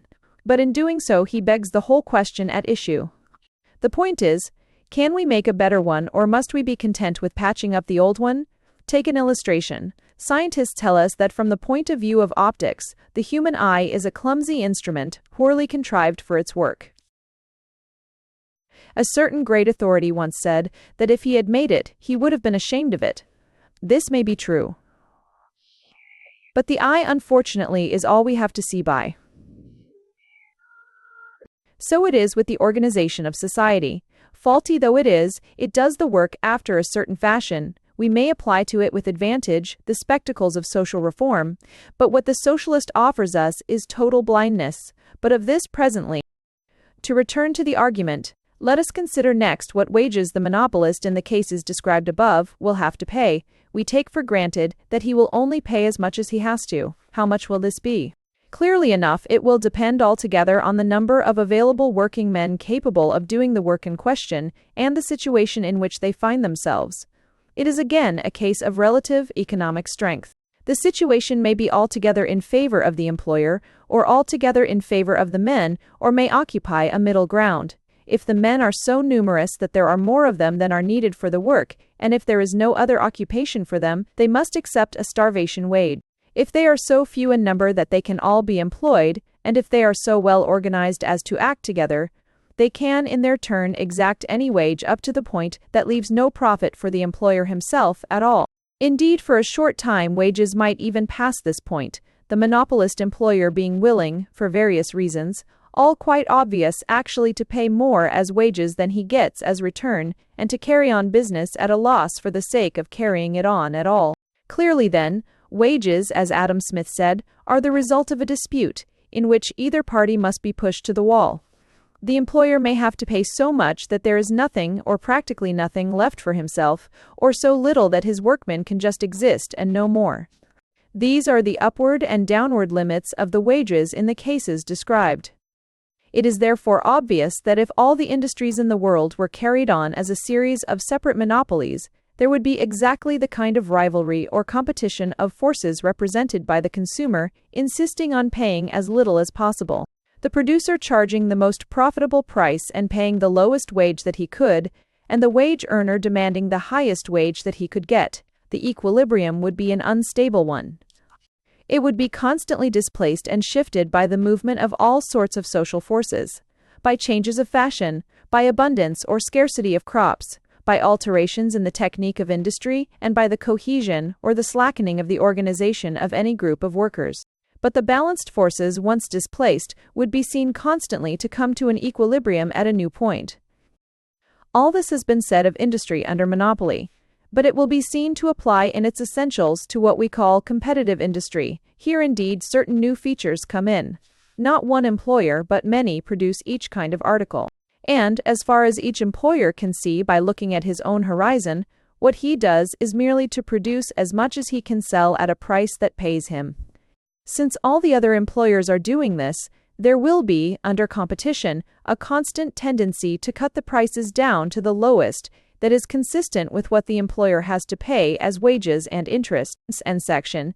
This point, which was called by the orthodox economists the cost, is not in any true and fundamental sense of the words the cost at all. It is merely a limit represented by what the other parties to the bargain are able to exact. The whole situation is in a condition of unstable equilibrium, in which the conflicting forces represented by the interests of the various parties pull in different directions. They want the selling price to be as high as possible, but the employers are against one another as wanting, each of them, to make as many sales as possible, and each and all the employers are against the wage earners in wanting to pay as low wages as possible. If all the employers unite, the situation turns to a monopoly, and the price paid by the consumer is settled on the monopoly basis already described. The employers can then dispute it out with their working men as to how much wages shall be. If the employers are not united, then at each and every moment they are in conflict both with the consumer and with their wage earners. Thus, the whole scene of industry represents a vast and unending conflict, a fermentation in which the moving bubbles crowd for space, expanding and breaking one against the other. There is no point of rest, there is no real fixed cost, acting as a basis. Anything that any one person or group of persons, worker or master, landlord or capitalist, is able to exact owing to the existing conditions of demand or supply, becomes a cost from the point of view of all the others. There is nothing in this cost which proportions to it, the quantity of labor, or of time, or of skill, or of any other measure, physical or psychological, of the effort involved. And there is nothing whatever in it which proportions to it, social justice. It is the war of each against all. Its only mitigation is that it is carried on under the set of rules represented by the state and the law. The tendencies involved may be best illustrated by taking one or two extreme or exaggerated examples, not meant as facts, but only to make clear the nature of social and industrial forces among which we live. What, for example, will be the absolute maximum to which wages in general could be forced? Conceivably, and in the purest and thinnest of theory, they could include the whole product of the labor of society with just such a small fraction left over for the employers, the owners of capital, and the owners of land, to induce them to continue acting as part of the machine. That is to say, if all the laborers all over the world, to the last one, were united under a single control, they could force the other economic classes of society to something approaching a starvation living. In practice, this is nonsense. In theory, it is an excellent starting point for thought. And how short could the hours of the universal united workers be made? As short as ever they liked, an hour a day, 10 minutes, anything they like, but of course with the proviso that the shorter the hours, the less the total of things produced to be divided. It is true that up to a certain point, shortening the hours of labor actually increases the total product. A 10-hour day, speaking in general terms and leaving out individual exceptions, is probably more productive than a day of 12. It may very well be that an 8-hour day will prove, presently, if not immediately, to be more productive than one of 10. But somewhere the limit is reached and gross production falls. The supply of things in general gets shorter. But note that this itself would not matter much if somehow and in some way not yet found, the shortening of the production of goods cut out the luxuries and superfluities first. Mankind at large might well trade leisure for luxuries. The shortening of hours with the corresponding changes in the direction of production is really the central problem in social reform. I propose to return to it in the concluding chapter of these papers, but for the present, it is only noted in connection with the general scheme of industrial relations. Now let us ask to what extent any particular section or part of industrial society can succeed in forcing up wages or prices as against the others. In pure theory, they may do this almost to any extent, provided that the thing concerned is a necessity and is without a substitute, and provided that their organization is complete and unbreakable. If all the people concerned in producing coal, masters and men, owners of mines and operators of machinery, could stand out for their price, there is no limit, short of putting all the rest of the world on starvation rations, to what they might get. In practice and in reality, 1,000 things intervene: the impossibility of such complete unity, the organization of the other parties, the existing of national divisions among industrial society, sentiment, decency, fear. But its use as such is to dispose of any such idea as that there is a natural price of coal, or of anything else. The above is true of any article of necessity. It is true, though, in a less degree of things of luxury.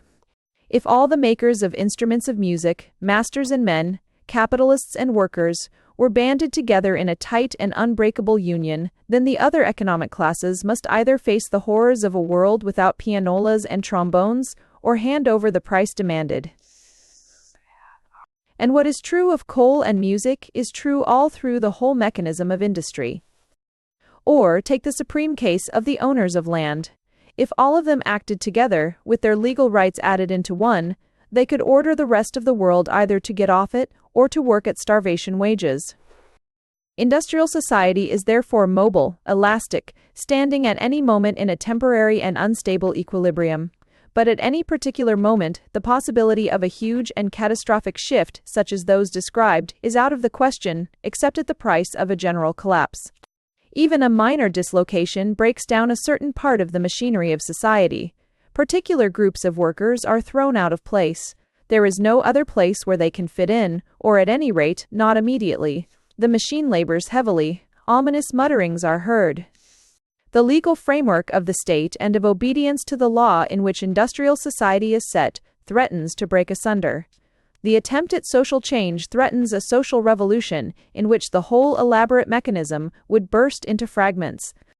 In any social movement, then, change and alteration in a new direction must be balanced against the demands of social stability. Some things are possible and some are not. Some are impossible today, and possible or easy tomorrow. others are forever out of the question.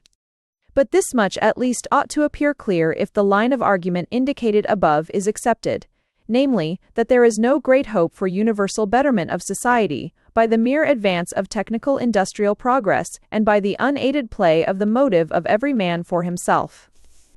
The enormous increase in the productivity of industrial effort would never of itself have elevated by 1 inch the lot of the working class.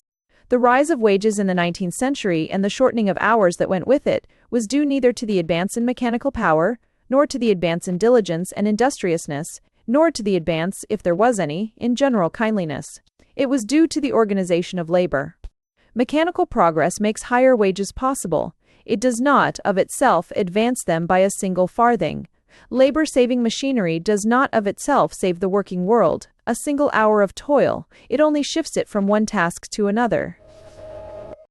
Against a system of unrestrained individualism, energy, industriousness, and honesty might shatter itself in vain. The thing is merely a race in which only one can be first, no matter how great the speed of all, a struggle in which one, and not all, can stand upon the shoulders of the others. It is the restriction of individualism, by the force of organization, and by legislation, that has brought to the world whatever social advance has been achieved by the great mass of the people. The present moment is in a sense the wrong time to say this. We no longer live in an age when downtrodden laborers meet by candlelight with the ban of the law upon their meeting. These are the days when labor is triumphant, and when it ever threatens, in the overweening strength of its own power, to break industrial society in pieces in the fierce attempt to do in a day what can only be done in a generation. But truth is truth.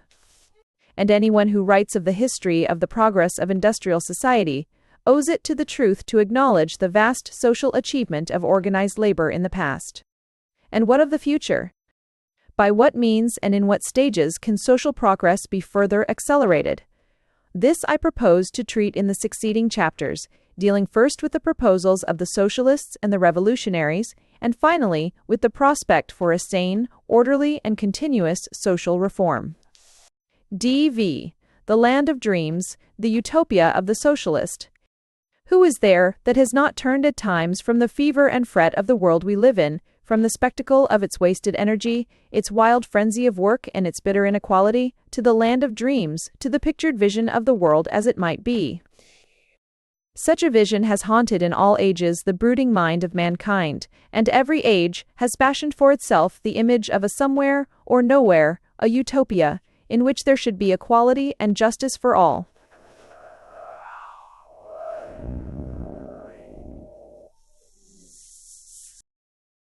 Every age has had its socialism, its communism, its dream of bread and work for all. But the dream has varied always in the likeness of the thought of the time. In earlier days the dream was not one of social wealth. It was rather a vision of the abnegation of riches, of humble possessions shared in common after the manner of the unrealized ideal of the Christian faith. It remained for the age of machinery and power to bring forth another and a vastly more potent socialism. This was no longer a plan whereby all might be poor together, but a proposal that all should be rich together. The collectivist state advocated by the socialist of today has scarcely anything in common with the communism of the Middle Ages. Modern socialism is the direct outcome of the age of machine production. It takes its first inspiration from glaring contrasts between riches and poverty presented by the modern era, from the strange paradox that has been described above between human power and its failure to satisfy human want. The 19th century brought with it the factory and the factory slavery of the Lancashire children, the modern city and city slum, the plutocracy and the proletariat, and all the strange discrepancy between wealth and want that has disfigured the material progress of the last 100 years. The rising splendor of capitalism concealed from the dazzled eye the melancholy spectacle of the new industrial poverty that lay in the shadow behind it. The years that followed the close of the Napoleonic Wars in 1815 were in many senses years of unexampled misery. The accumulated burden of the war lay heavy upon Europe. The rise of the new machine power had dislocated the older system. A multitude of landless men clamored for bread and work. Pauperism spread like a plague. Each new invention threw thousands of handworkers out of employment. The law still branded as conspiracy any united attempt of working men to raise wages or to shorten the hours of work. At the very moment when the coming of steam power and the use of modern machinery were piling up industrial fortunes undreamed of before, destitution, pauperism, and unemployment seemed more widespread and more ominous than ever. In this rank atmosphere germinated modern socialism. The writings of Marx and Engels and Louis Blanc were inspired by what they saw about them. From its very cradle, socialism showed the double aspect which has distinguished it ever since. To the minds of some, it was the faith of the insurrectionist, something to be achieved by force. Bourgeois society must be overthrown by force of arms. If open and fair fighting was not possible against such great odds, it must be blown sky-high with gunpowder. Dynamite, by the good fortune of invention, came to the revolutionary at the very moment when it was most wanted. To the men of violence, socialism was the twin brother of anarchism, born at the same time, advocating the same means and differing only as to the final end. But to others, socialism was from the beginning, as it is today, a creed of peace. It advocated the betterment of society not by violence but by persuasion, by peaceful argument and the recognized rule of the majority.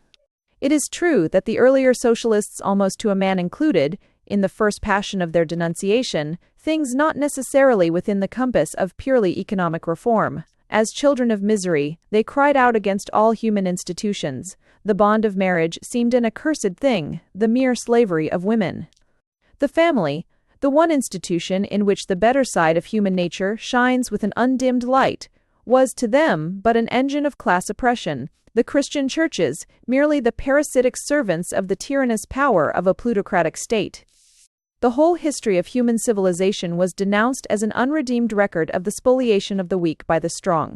Even the domain of the philosopher was needlessly invaded, and all forms of speculative belief were rudely thrown aside in favor of a wooden materialism as dogmatic as any of the creeds or theories which it proposed to replace. Thus seen, socialism appeared as the very antithesis of law and order, of love and chastity, and of religion itself. It was a tainted creed. There was blood upon its hands and bloody menace in its thoughts. It was a thing to be stamped out, to be torn up by the roots. The very soil in which it grew must be burned out with the flame of avenging justice. Such it still appears to many people today.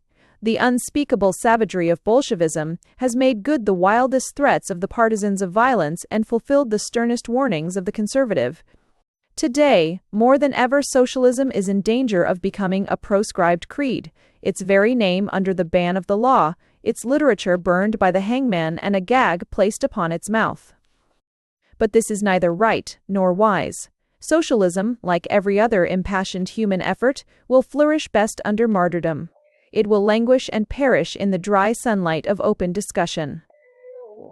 For it must always be remembered in fairness that the creed of violence has no necessary connection with socialism. In its essential nature, socialism is nothing but a proposal for certain kinds of economic reform. A man has just as much right to declare himself a socialist as he has to call himself a Seventh-day Adventist or a prohibitionist or a perpetual motionist. It is, or should be, open to him to convert others to his way of thinking.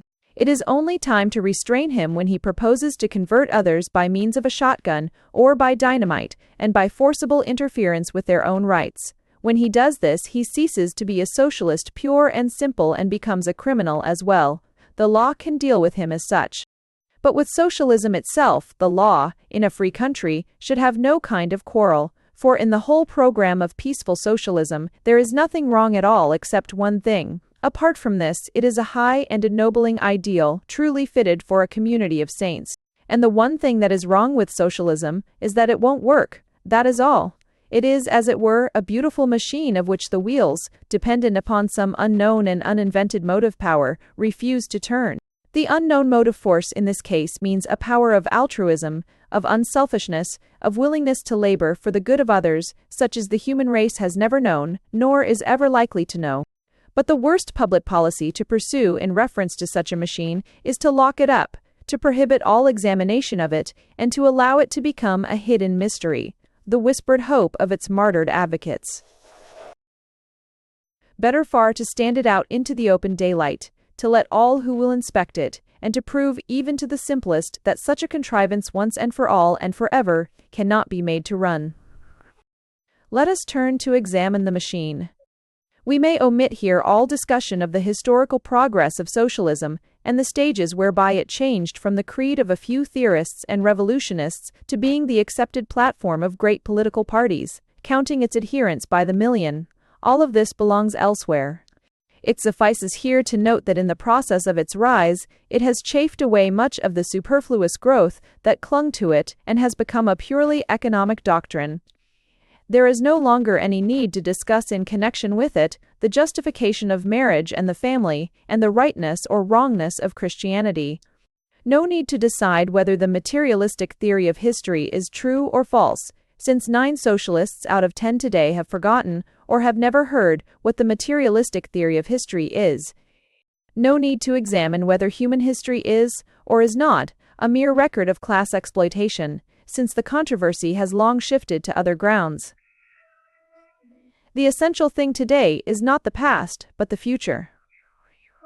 The question is, what does the socialist have to say about the conditions under which we live and the means that he advocates for the betterment of them?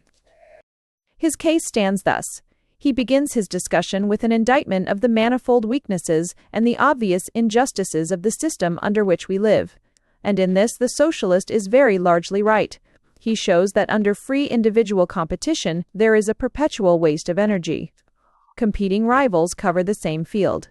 Even the simplest services are performed with an almost ludicrous waste of energy. In every modern city, the milk supply is distributed by erratic milkmen who skip from door to door and from street to street, covering the same ground, each leaving his cans of milk here and there in a sporadic fashion, as haphazard as a bee among the flowers. Contrast, says the socialist, the wasted labors of the milkman with the orderly and systematic performance of the postman, himself a little fragment of socialism. And the milkman, they tell us, is typical of modern industrial society. Competing railways run trains on parallel tracks, with empty cars that might be filled and with vast executive organizations which do 10 times over the work that might be done by one. Competing stores needlessly occupy the time of hundreds of thousands of employees in a mixture of idleness and industry. An inconceivable quantity of human effort is spent on advertising, mere shouting and display, as unproductive in the social sense as the beating of a drum. Competition breaks into a dozen inefficient parts the process that might conceivably be carried out, with an infinite saving of effort, by a single guiding hand. The socialist, looking thus at the world we live in, sees in it nothing but waste and selfishness and inefficiency. He looks so long that a mist comes before his eyes. He loses sight of the supreme fact that after all, in its own poor, clumsy fashion, the machine does work. He loses sight of the possibility of our falling into social chaos. He sees no longer the brink of the abyss beside which the path of progress picks its painful way. He leaps with a shout of exultation over the cliff. And he lands, at least in imagination, in his ideal state, his utopia. Here the noise and clamor of competitive industry is stilled. We look about us at a peaceful landscape where men and women, brightly clothed and abundantly fed and warmed, sing at their easy task. There is enough for all, and more than enough. Poverty has vanished. Want is unknown. The children play among the flowers. The youths and maidens are at school. There are no figures here bent with premature toil, no faces dulled and furrowed with a life of hardship. The light of education and culture has shone full on every face and illuminated it into all that it might be. The cheerful hours of easy labor vary but do not destroy the pursuit of pleasure and of recreation.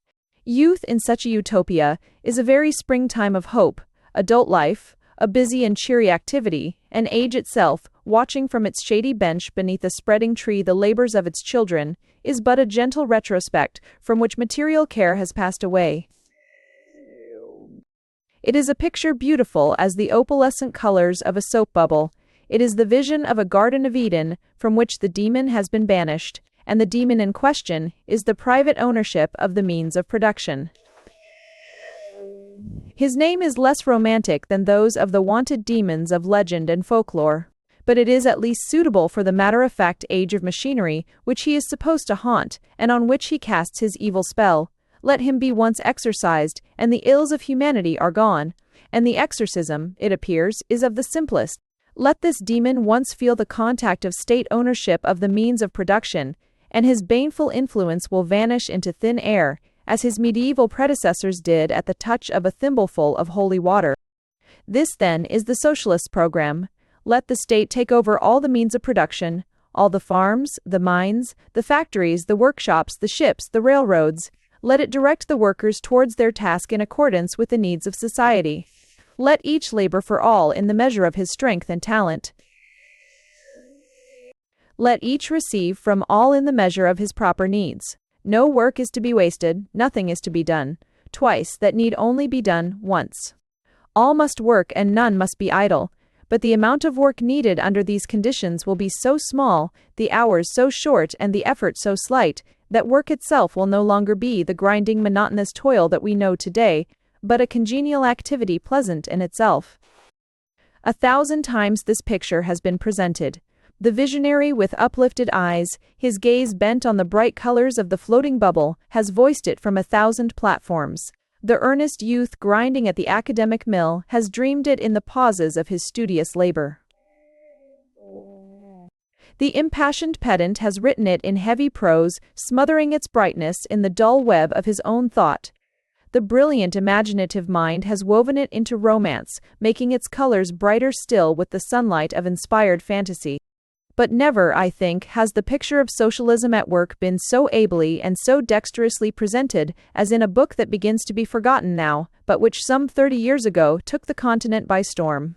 This was the volume in which Mr. Edward Bellamy looked backward from his supposed point of vantage in the year 2000 AD,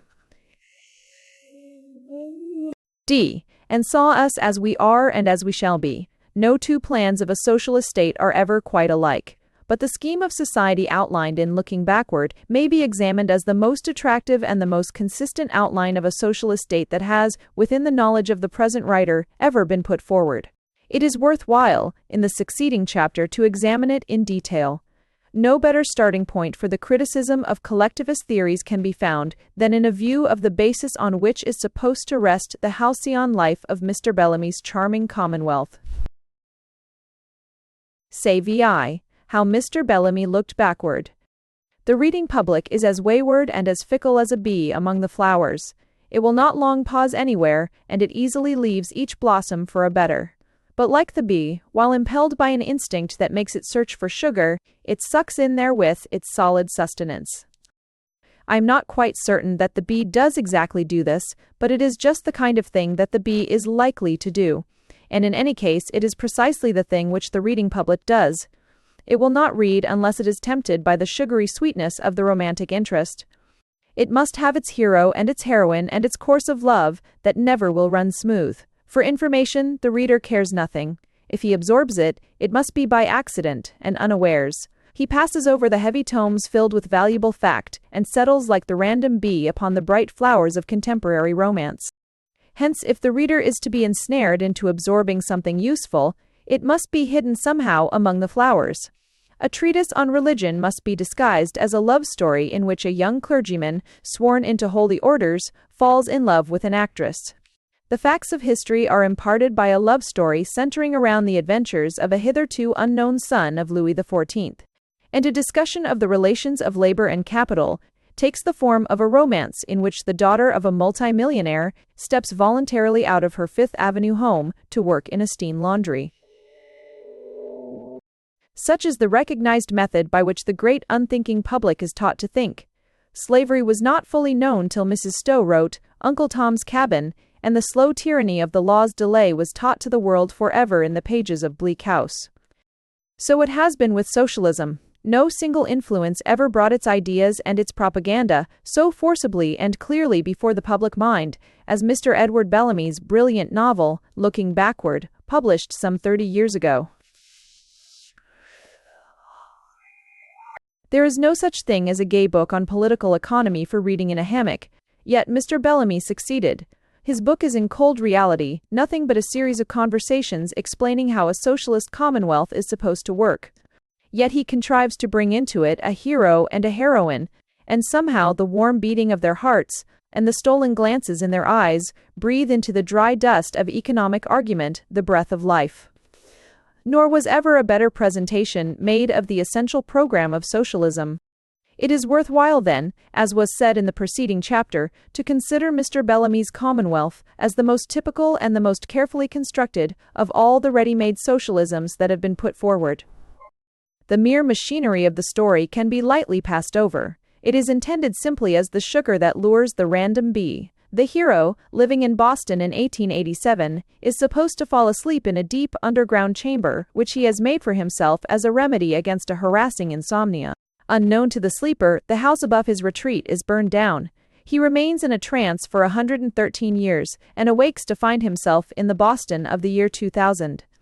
AD kind hands remove him from his sepulchre. He is revived. He finds himself under the care of a certain learned and genial Dr. Krashen, Leet, whose house stands on the very site where once the sleeper lived.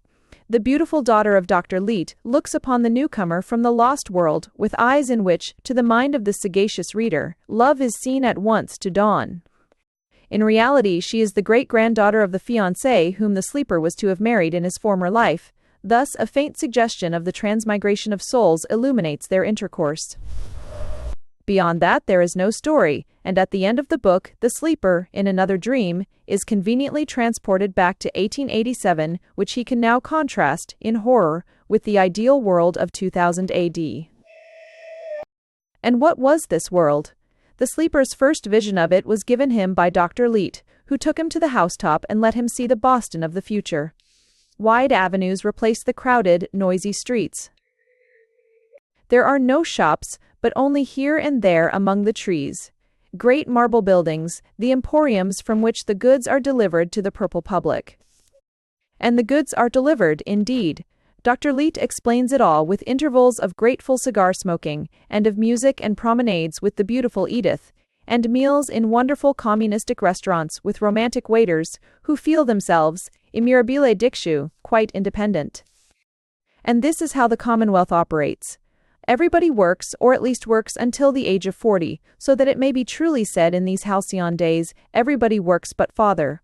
But the work of life does not begin till education ends at the age of 21.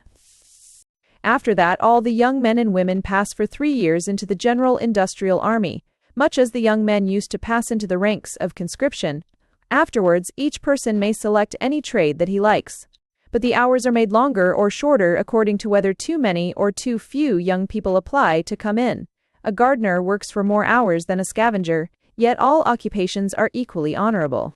The wages of all the people are equal, or rather there are no wages at all, as the workers merely receive cards which entitle them to goods of such and such a quantity at any of the emporiums.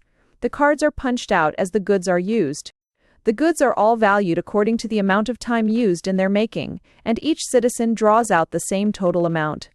But he may take it out in installments just as he likes, drawing many things 1 month and few the next. He may even get goods in advance if he has any special need. He may, within a certain time limit, save up his cards, but it must be remembered that the one thing which no card can buy, and which no citizens can own, is the means of production. Where homining allage, where homining stivities they boco, these belong collectively to all. Land, mines, machinery, factories, and the whole mechanism of transport, these things are public property managed by the state. Its workers in their use of them are all directed by public authority as to what they shall make, and when they shall make it, and how much shall be made. On these terms all share alike. The cripple receives as much as the giant, the worker of exceptional dexterity and energy, the same as his slower and less gifted fellow. All the management, the control, and let this be noted, for there is no escape from it either by Mr. Bellamy or by anybody else, is exercised by boards of officials elected by the people. All the complex organization by which production goes on, by which the workers are supervised and shifted from trade to trade, by which their requests for a change of work or an extension of credit are heard and judged, all of this is done by the elected bosses.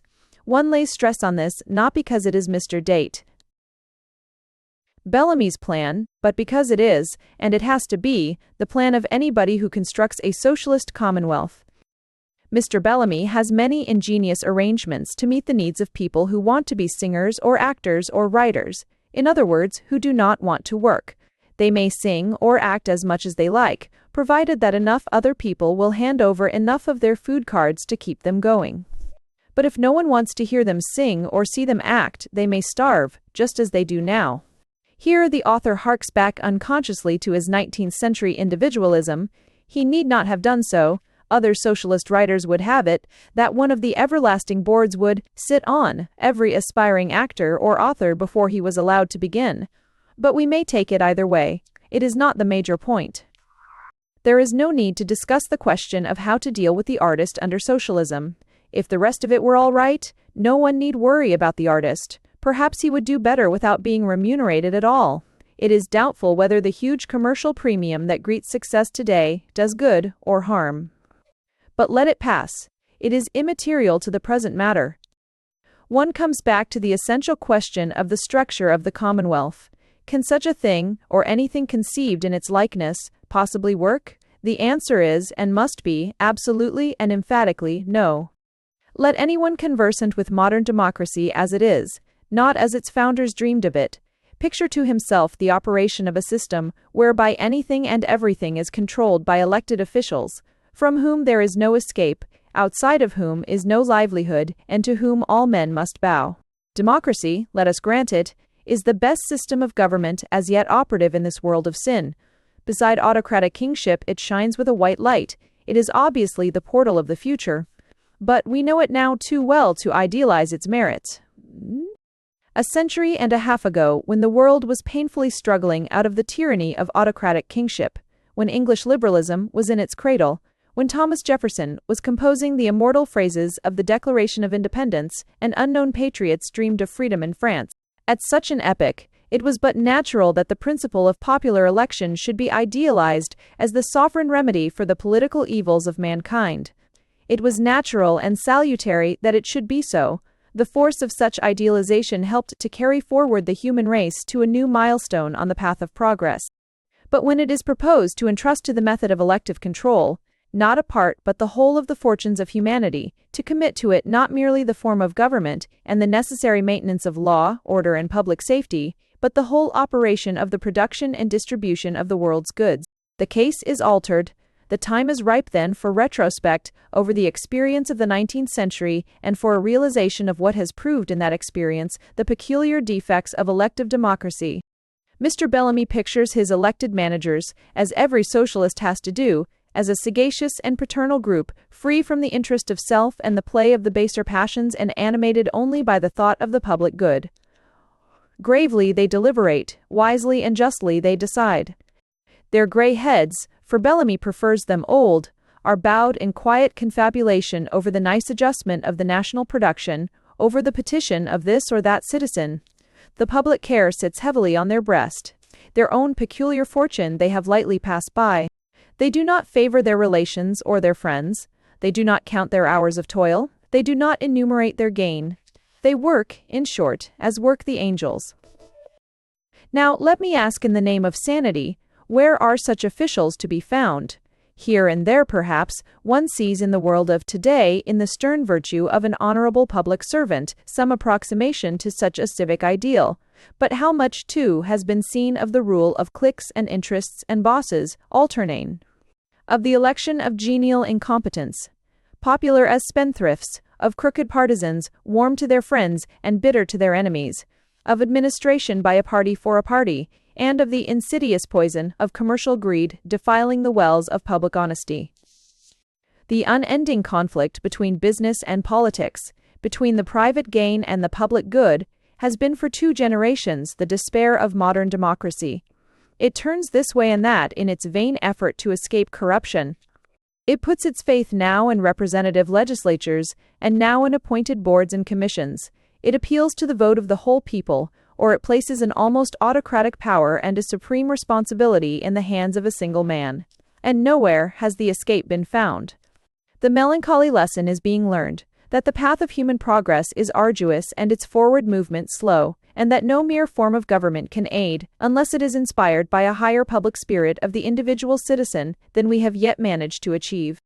And of the world of today, be it remembered, elective democratic control covers only a part of the field. Under socialism, it covers it all. Today in our haphazard world, a man is his own master, Often indeed, the mastership is but a pitiful thing, little more than being master of his own failure and starvation. Often indeed, the dead weight of circumstance, the accident of birth, the want of education, may so press him down that his freedom is only a mockery. Let us grant all that, but under socialism freedom is gone. There is nothing but the rule of the elected boss. The worker is commanded to his task and obey he must. If he will not, there can only be, the prison and the scourge, or to be cast out in the wilderness to starve. Consider what it would mean to be under a socialist state. Here, for example, is a worker who says he is, too ill to work. He begs that he may be set free. The grave official, as Mr. Bellamy sees him, looks at the worker's tongue. "Ay, my poor fellow," says he, "you are indeed ill. Go and rest yourself under a shady tree, while the others are busy with the harvest." So speaks the ideal official dealing with the ideal citizen in the dream life among the angels. But suppose that the worker, being not an angel but a human being, is but a mere hulking, lazy brute who prefers to sham sick rather than endure the tedium of toil. Or suppose that the grave official is not an angel, but a man of hateful heart, or one with a personal spite to vent upon his victim. How could one face a regime in which the everlasting taskmaster held control? There is nothing like it among us at the present day, except within the melancholy precincts of the penitentiary. There and there only, the socialist system is in operation. Who can deny that under such a system, the man with the glib tongue and the persuasive manner, the babbling talker and the scheming organizer, would secure all the places of power and profit, while patient merit went to the wall? Or turn from the grey officials to the purple citizens of the soap-bubble commonwealth of socialism? All work, we are told, and all receive their remuneration. We must not think of it as money wages, but, all said and done, an allotted share of goods, marked out upon a card, comes pretty much to the same thing. The wages that the citizens receive must either be equal or not equal. That at least is plain logic. Either everybody gets exactly the same wages, irrespective of capability and diligence, or else the wages or salaries or whatever one calls them are graded, so that one receives much and the other little. Now either of these alternatives spells disaster. If the wages are graded according to capacity, then the grading is done by the everlasting elective officials. They can, and they will, vote themselves and their friends or adherents into the good jobs and the high places.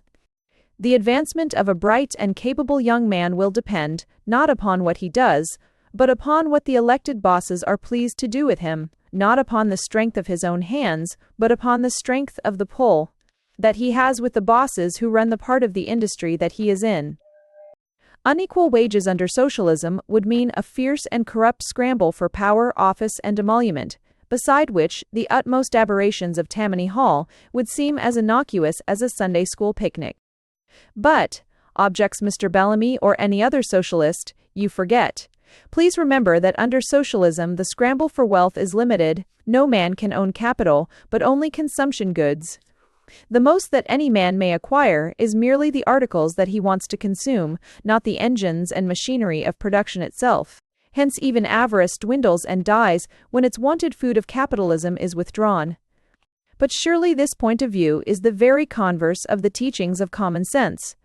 All sepaniti is the four two, sepaniti, are the very things that we do want, all else is but a means to them. One admits, as per exception, the queer acquisitiveness of the miser millionaire, playing the game for his own sake. Undoubtedly he exists. Undoubtedly his existence is a product of the system, a pathological product, a kind of elephantiasis of individualism. Give me the houses and the gardens, the yachts, the motor cars and the champagne, and I do not care who owns the gravel crusher and the steam plow. And if under a socialist commonwealth a man can vote to himself or gain by the votes of his adherents a vast income of consumption goods and leave to his unhappy fellow a narrow minimum of subsistence, then the resulting evil of inequality is worse, far worse than it could even be today. Or try, if one will, the other horn of the dilemma. That, too, one will find as ill a resting place as an upright thistle. Let the wages, as with Mr. Bellamy, all be equal. The managers then cannot vote themselves large emoluments if they try. But what about the purple citizens? Will they work, or will they lie round in their purple garments and loaf? Work? Why should they work? Their pay is there, fresh and fresh. Why should they turn up on time for their task? Why should they not dawdle at their labor sitting upon the fence in endless colloquy while the harvest rots upon the stalk? If among them is one who cares to work with a fever of industry that even socialism cannot calm, let him do it. We, his fellows, will take our time. Our pay is there as certain and as sound as his. Not for us the eager industry and the fond plans for the future, for the home and competence that spurred on the strenuous youth of old days. Not for us the earnest planning of the husband and wife thoughtful and anxious for the future of their little ones. Not for us the honest penny saved for a rainy day. Here in the dreamland of socialism, there are no rainy days. It is sunshine all the time in this lotus land of the loafer. And for the future, let the state provide. For the children's welfare, let the state take thought. While we live, it shall feed us. When we fall ill, it shall tend us. And when we die, it shall bury us. Meantime, let us eat, drink, and be merry, and work as little as we may. Let us sit among the flowers. It is too hot to labor. Let us warm ourselves beside the public stove. It is too cold to work. But what? Such conduct, you say, will not be allowed in the Commonwealth. Idleness and slovenly, careless work will be forbidden? Ah. Then you must mean that beside the worker will be the overseer with the whip. The time clock will mark his energy upon its dial. The machine will register his effort. And if he will not work, there is lurking for him in the background the shadowed door of the prison. Exactly and logically so. Socialism, in other words, is slavery. But here, the socialist and his school interpose at once with an objection. Under the socialist commonwealth, they say, the people will want to work, they will have acquired a new civic spirit, they will work eagerly and cheerfully for the sake of the public good and from their love of the system under which they live. The loafer will be extinct. The sponge and the parasite will have perished. Even crime itself, so the socialist tells us, will diminish to the vanishing point, till there is nothing of it except here and there, a sort of pathological survival, an atavism, or a throwing back to the forgotten sins of the grandfathers. Here and there, some poor fellow afflicted with this disease may break into my socialistic house and steal my pictures and my wine. Poor chap, deal with him very gently. He is not wicked, he is ill. This last argument, in a word, begs the whole question. With perfect citizens, any government is good. In a population of angels, a socialistic commonwealth would work to perfection, but until we have the angels, we must keep the commonwealth waiting. Nor is it necessary here to discuss the 101 modifications of the socialistic plan. Each and all fail for one and the same reason.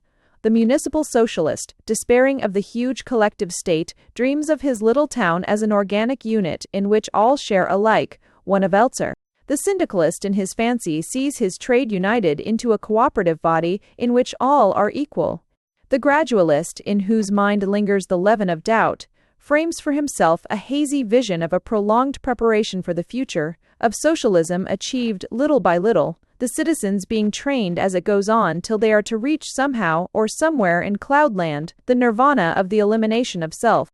Like indeed, they are, to the horse in the ancient fable that was being trained to live without food, but died, alas, just as the experiment was succeeding. There is no way out. Socialism is but a dream, a bubble floating in the air.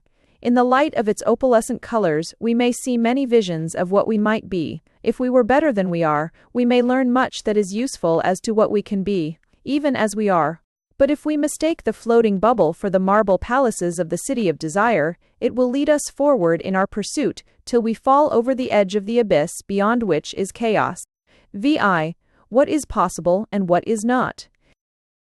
Socialism, then, will not work, and neither will individualism, or at least the older individualism that we have hitherto made the basis of the social order. Here, therefore, stands humanity, in the middle of its narrow path, in sheer perplexity, not knowing which way to turn. On either side is the brink of an abyss. On one hand is the yawning gulf of social catastrophe represented by socialism. On the other, the slower but no less inevitable disaster that would attend the continuation in its present form of the system under which we have lived. Either way lies destruction, the one swift and immediate as a fall from a great height, the other gradual but equally dreadful as the slow strangulation in a morass. Somewhere between the two lies such narrow safety as may be found. The ancients were fond of the metaphor, taken from the vexed Sicilian seas, of Scylla and Charybdis. The twin whirlpools threatened the affrighted mariner on either side. If to avoid one he too hastily cast the ship to destruction in the other. Such is precisely the position that has been reached at the present crisis in the course of human progress. When we view the shortcomings of the present individualism, its waste of energy, its fretful overwork, its cruel inequality, and the bitter lot that it brings to the uncounted millions of the submerged, we are inclined to cry out against it, and to listen with a ready ear to the easy promises of the idealist. But when we turn to the contrasted fallacies of socialism, its obvious impracticality, and the dark gulf of social chaos that yawns behind it, we are driven back shuddering to cherish rather the ills we have than fly to others we know not of. Yet out of the whole discussion of the matter some few things begin to merge into the clearness of certain day. It is clear enough on the one hand that we can expect no sudden and complete transformation of the world in which we live.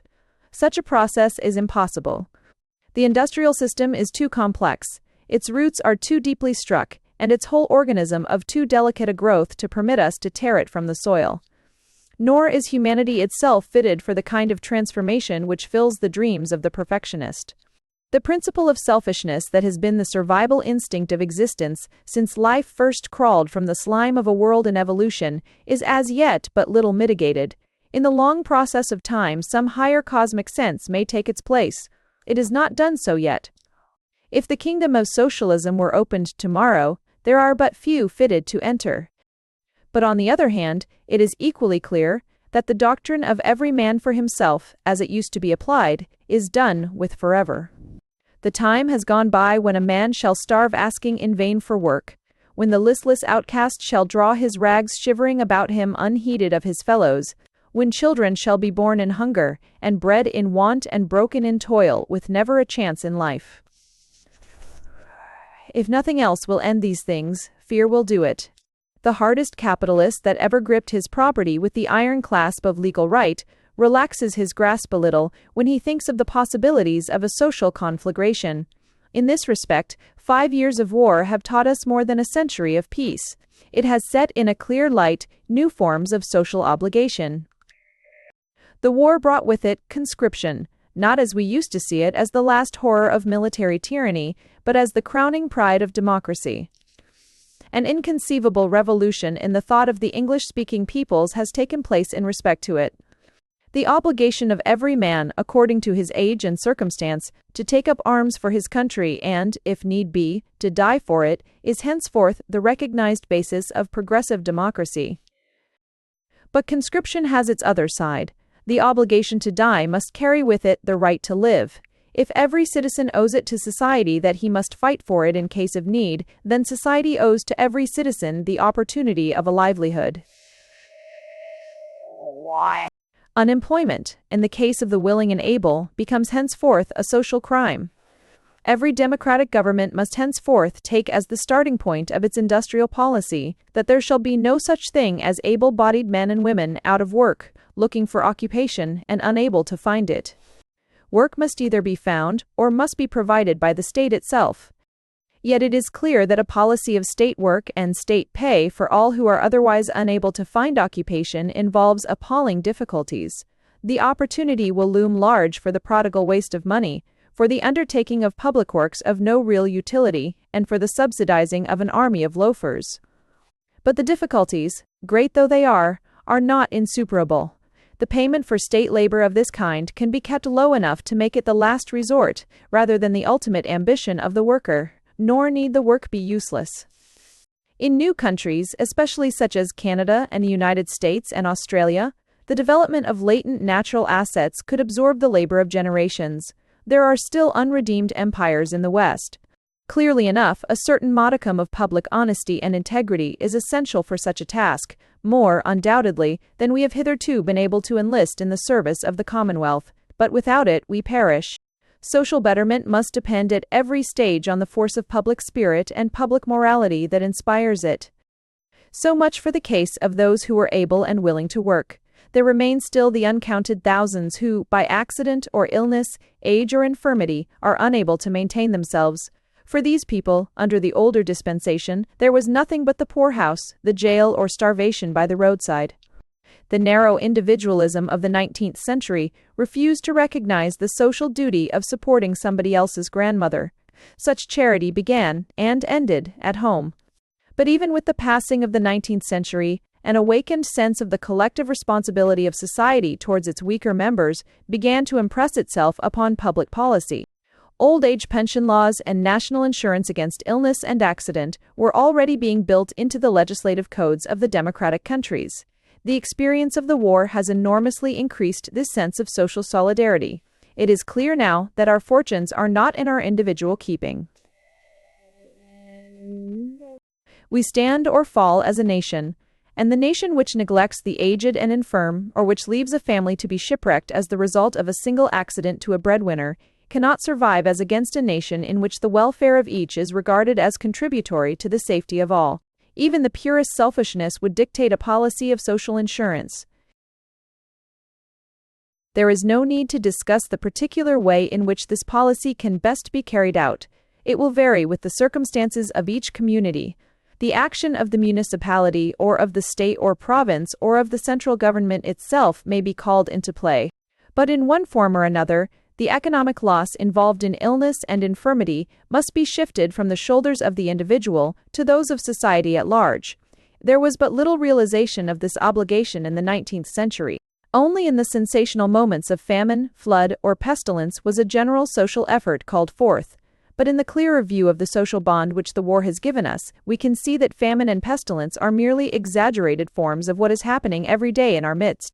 We spoke much during the war of manpower. We suddenly realize that after all, the greatness and strength of a nation is made up of the men and women who compose it. Its money, in the narrow sense, is nothing, a set of meaningless chips and counters piled upon a banker's table ready to fall at a touch. Even before the war, we had begun to talk eagerly and anxiously of the conservation of national resources, of the need of safeguarding the forests and fisheries and the mines. These are important things. But the war has shown that the most important thing of all is the conservation of men and women. The attitude of the 19th century upon this point was little short of insane. The melancholy doctrine of Malthus had perverted the public mind. Because it was difficult for a poor man to bring up a family, the hasty conclusion was reached that a family ought not to be brought up. But the war has entirely inverted and corrected this point of view. The father and mother who were able to send 6 sturdy, native-born sons to the conflict were regarded as benefactors of the nation. But these 6 sturdy sons had been, some 20 years before, 6 puling infants, viewed with gloomy disapproval by the Malthusian bachelor. If the strength of the nation lies in its men and women, there is only one way to increase it. Before the war, it was thought that a simpler and easier method of increase could be found in the wholesale import of Austrians, Bulgarians, and Czechoslovaks. The newer nations boasted proudly of their immigration tables. The fallacy is apparent now.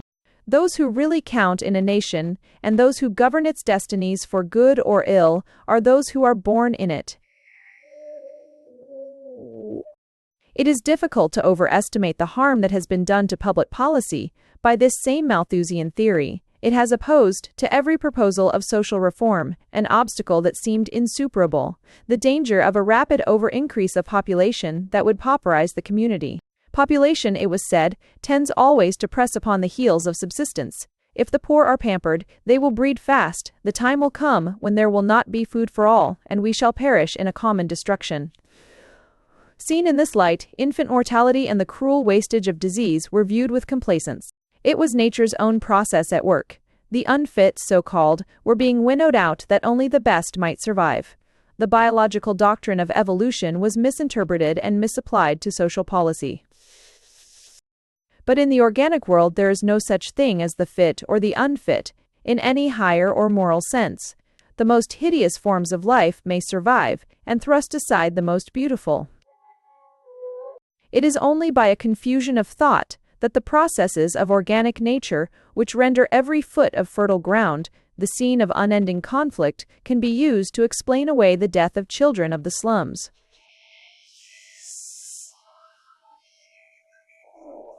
The moment that we introduce the operation of human volition and activity, that, too, becomes one of the factors of survival. The dog, the cat, and the cow live by man's will, where the wolf and the hyena have perished. But it is time that the Malthusian doctrine, the fear of overpopulation as a hindrance to social reform, was dismissed from consideration. It is at best but a worn-out scarecrow shaking its vain rags in the wind.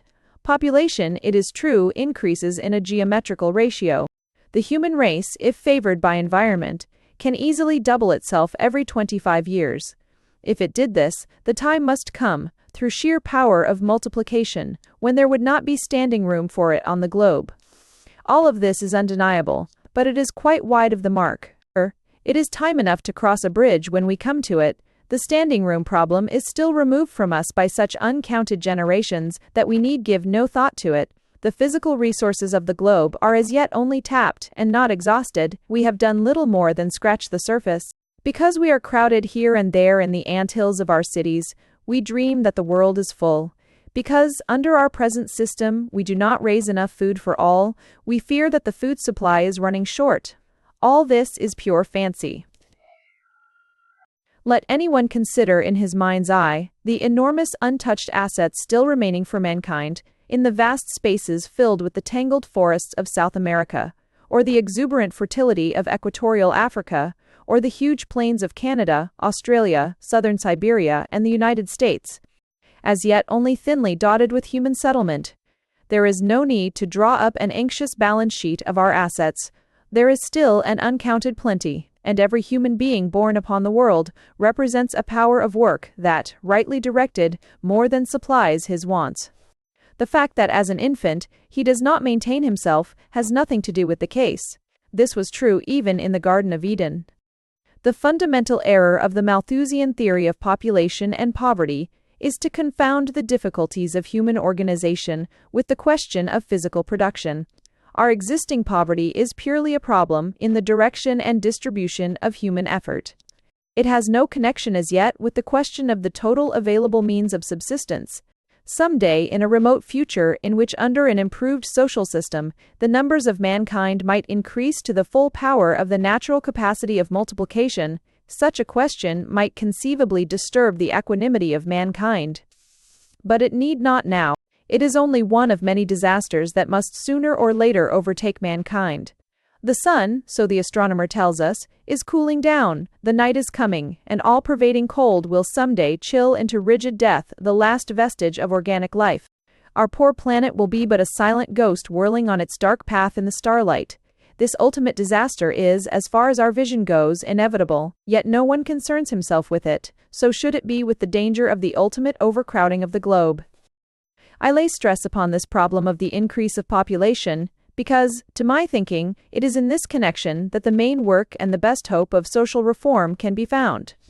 The children of the race should be the very blossom of its fondest hopes. Under the present order and with the present gloomy preconceptions, they have been the least of its collective cares. Yet here and here more than anywhere is the point towards which social effort and social legislation may be directed immediately and successfully. The moment that we get away from the idea that the child is a mere appendage of the parent, bound to share good fortune and ill, wealth and starvation, according to the parent's lot, the moment we regard the child as itself a member of society, clothed in social rights, a burden for the moment, but an asset for the future, we turn over a new leaf in the book of human development. We pass a new milestone on the upward path of progress. It should be recognized in the coming order of society that every child of the nation has the right to be clothed and fed and trained irrespective of its parents' lot.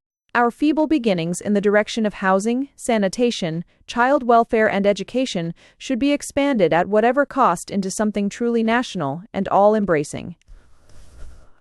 The ancient grudging selfishness that would not feed other people's children should be cast out.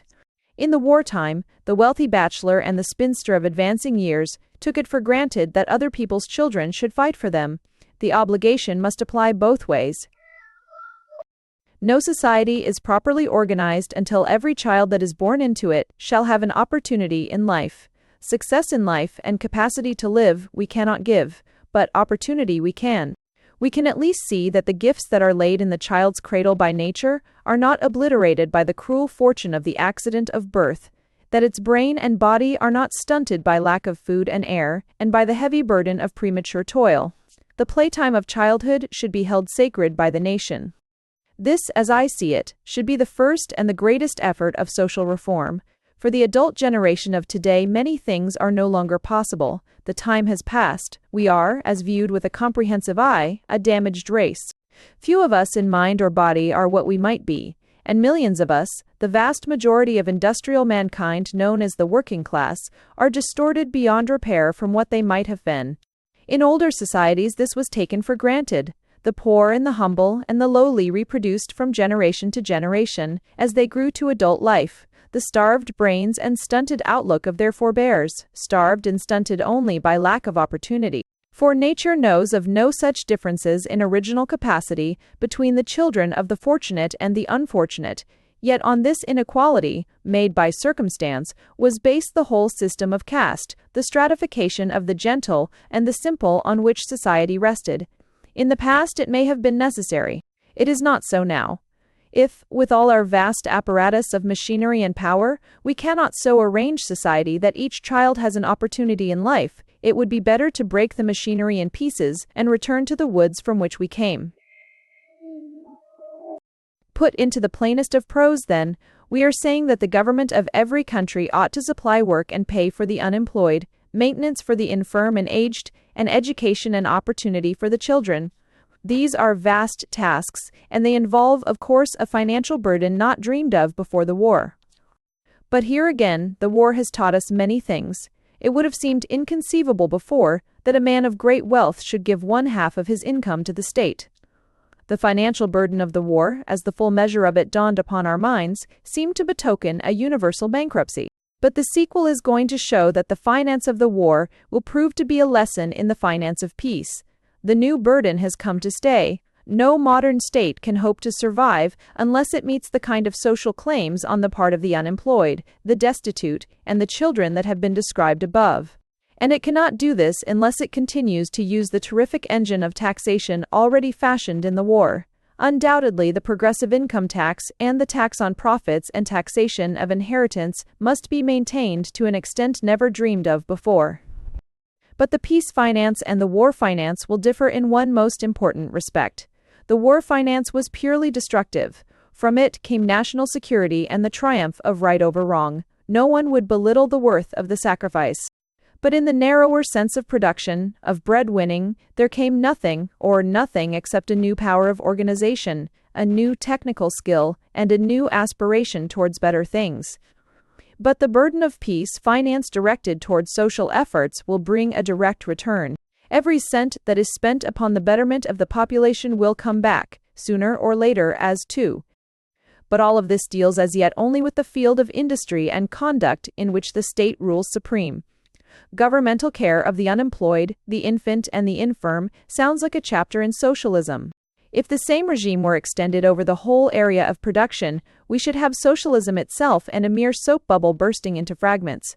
There is no need, however, to extend the regime of compulsion over the whole field. The vast mass of human industrial effort must still lie outside of the immediate control of the government. Every man will still earn his own living, and that of his family as best he can, relying first and foremost upon his own efforts. One naturally asks, then, to what extent can social reform penetrate into the ordinary operation of industry itself? Granted that it is impossible for the state to take over the whole industry of the nation, does that mean that the present inequalities must continue? The framework in which our industrial life is set cannot be readily broken asunder, but we can to a great extent ease the rigidity of its outlines. A legislative code that starts from sounder principles than those which have obtained hitherto can do a great deal towards progressive betterment. Each decade can be an improvement upon the last. Hitherto, we have been hampered at every turn by the supposed obstacle of immutable economic laws, the theory of natural wages and prices of a supposed economic order that could not be disturbed, set up a sort of legislative paralysis. The first thing needed is to get away entirely from all such preconceptions, to recognize that the natural order of society, based on the natural liberty, does not correspond with real justice and real liberty at all, but works injustice at every turn. And at every turn, intrusive social legislation must seek to prevent such injustice. It is no part of the present essay to attempt to detail the particulars of a code of social legislation that must depend in every case upon the particular circumstances of the community concerned. But some indication may be given here of the kind of legislation that may serve to render the conditions of industry more in conformity with social justice. Let us take, as a conspicuous example, the case of the minimum wage law. Here is a thing sternly condemned in the older thought as an economic impossibility. It was claimed, as we have seen, that under free contract a man was paid what he earned and no law could make it more. But the older theory was wrong. The minimum wage law ought to form, in one fashion or another, a part of the code of every community. It may be applied by specific legislation from a central power, or it may be applied by the discretionary authority of district boards, or it may be regulated, as it has been in some of the beginnings already made, within the compass of each industry or trade. But the principle involved is sound.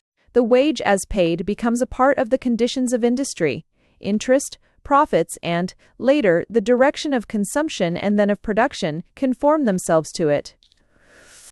True it is that in this, as in all cases of social legislation, no application of the law can be made so sweeping and so immediate as to dislocate the machine and bring industry to a stop.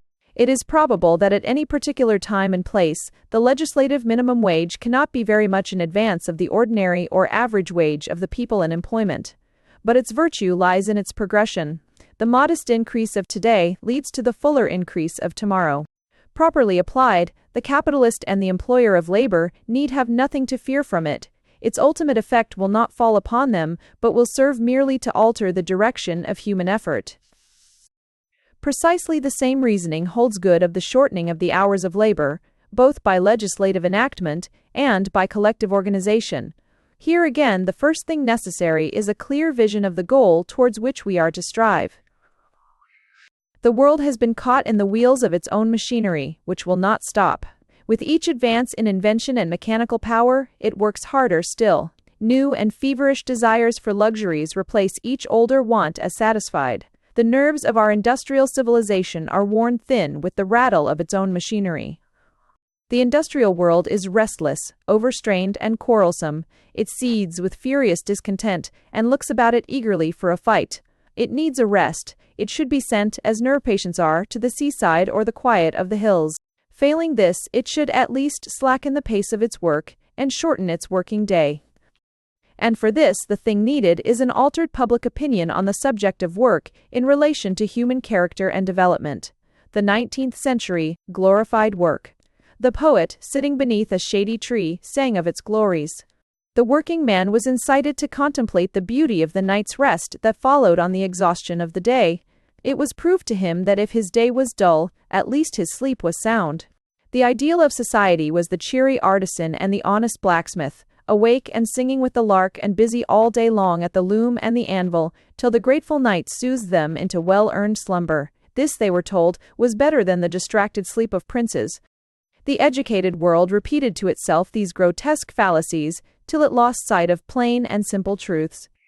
7 o'clock in the morning is too early for any rational human being to be herded into a factory at the call of a steam whistle. 10 hours a day of mechanical task is too long, 9 hours is too long, 8 hours is too long.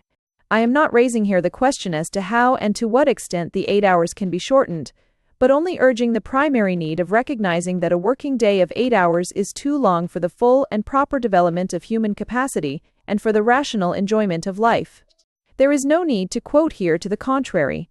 The long and sustained toil of the pioneer, the eager labor of the student, unmindful of the silent hours, or the fierce acquisitive activity of the moneymaker that knows no pause.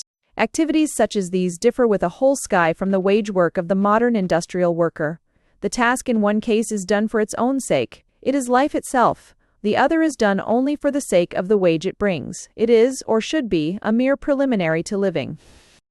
Let it be granted, of course, that a certain amount of work is an absolute necessity for human character.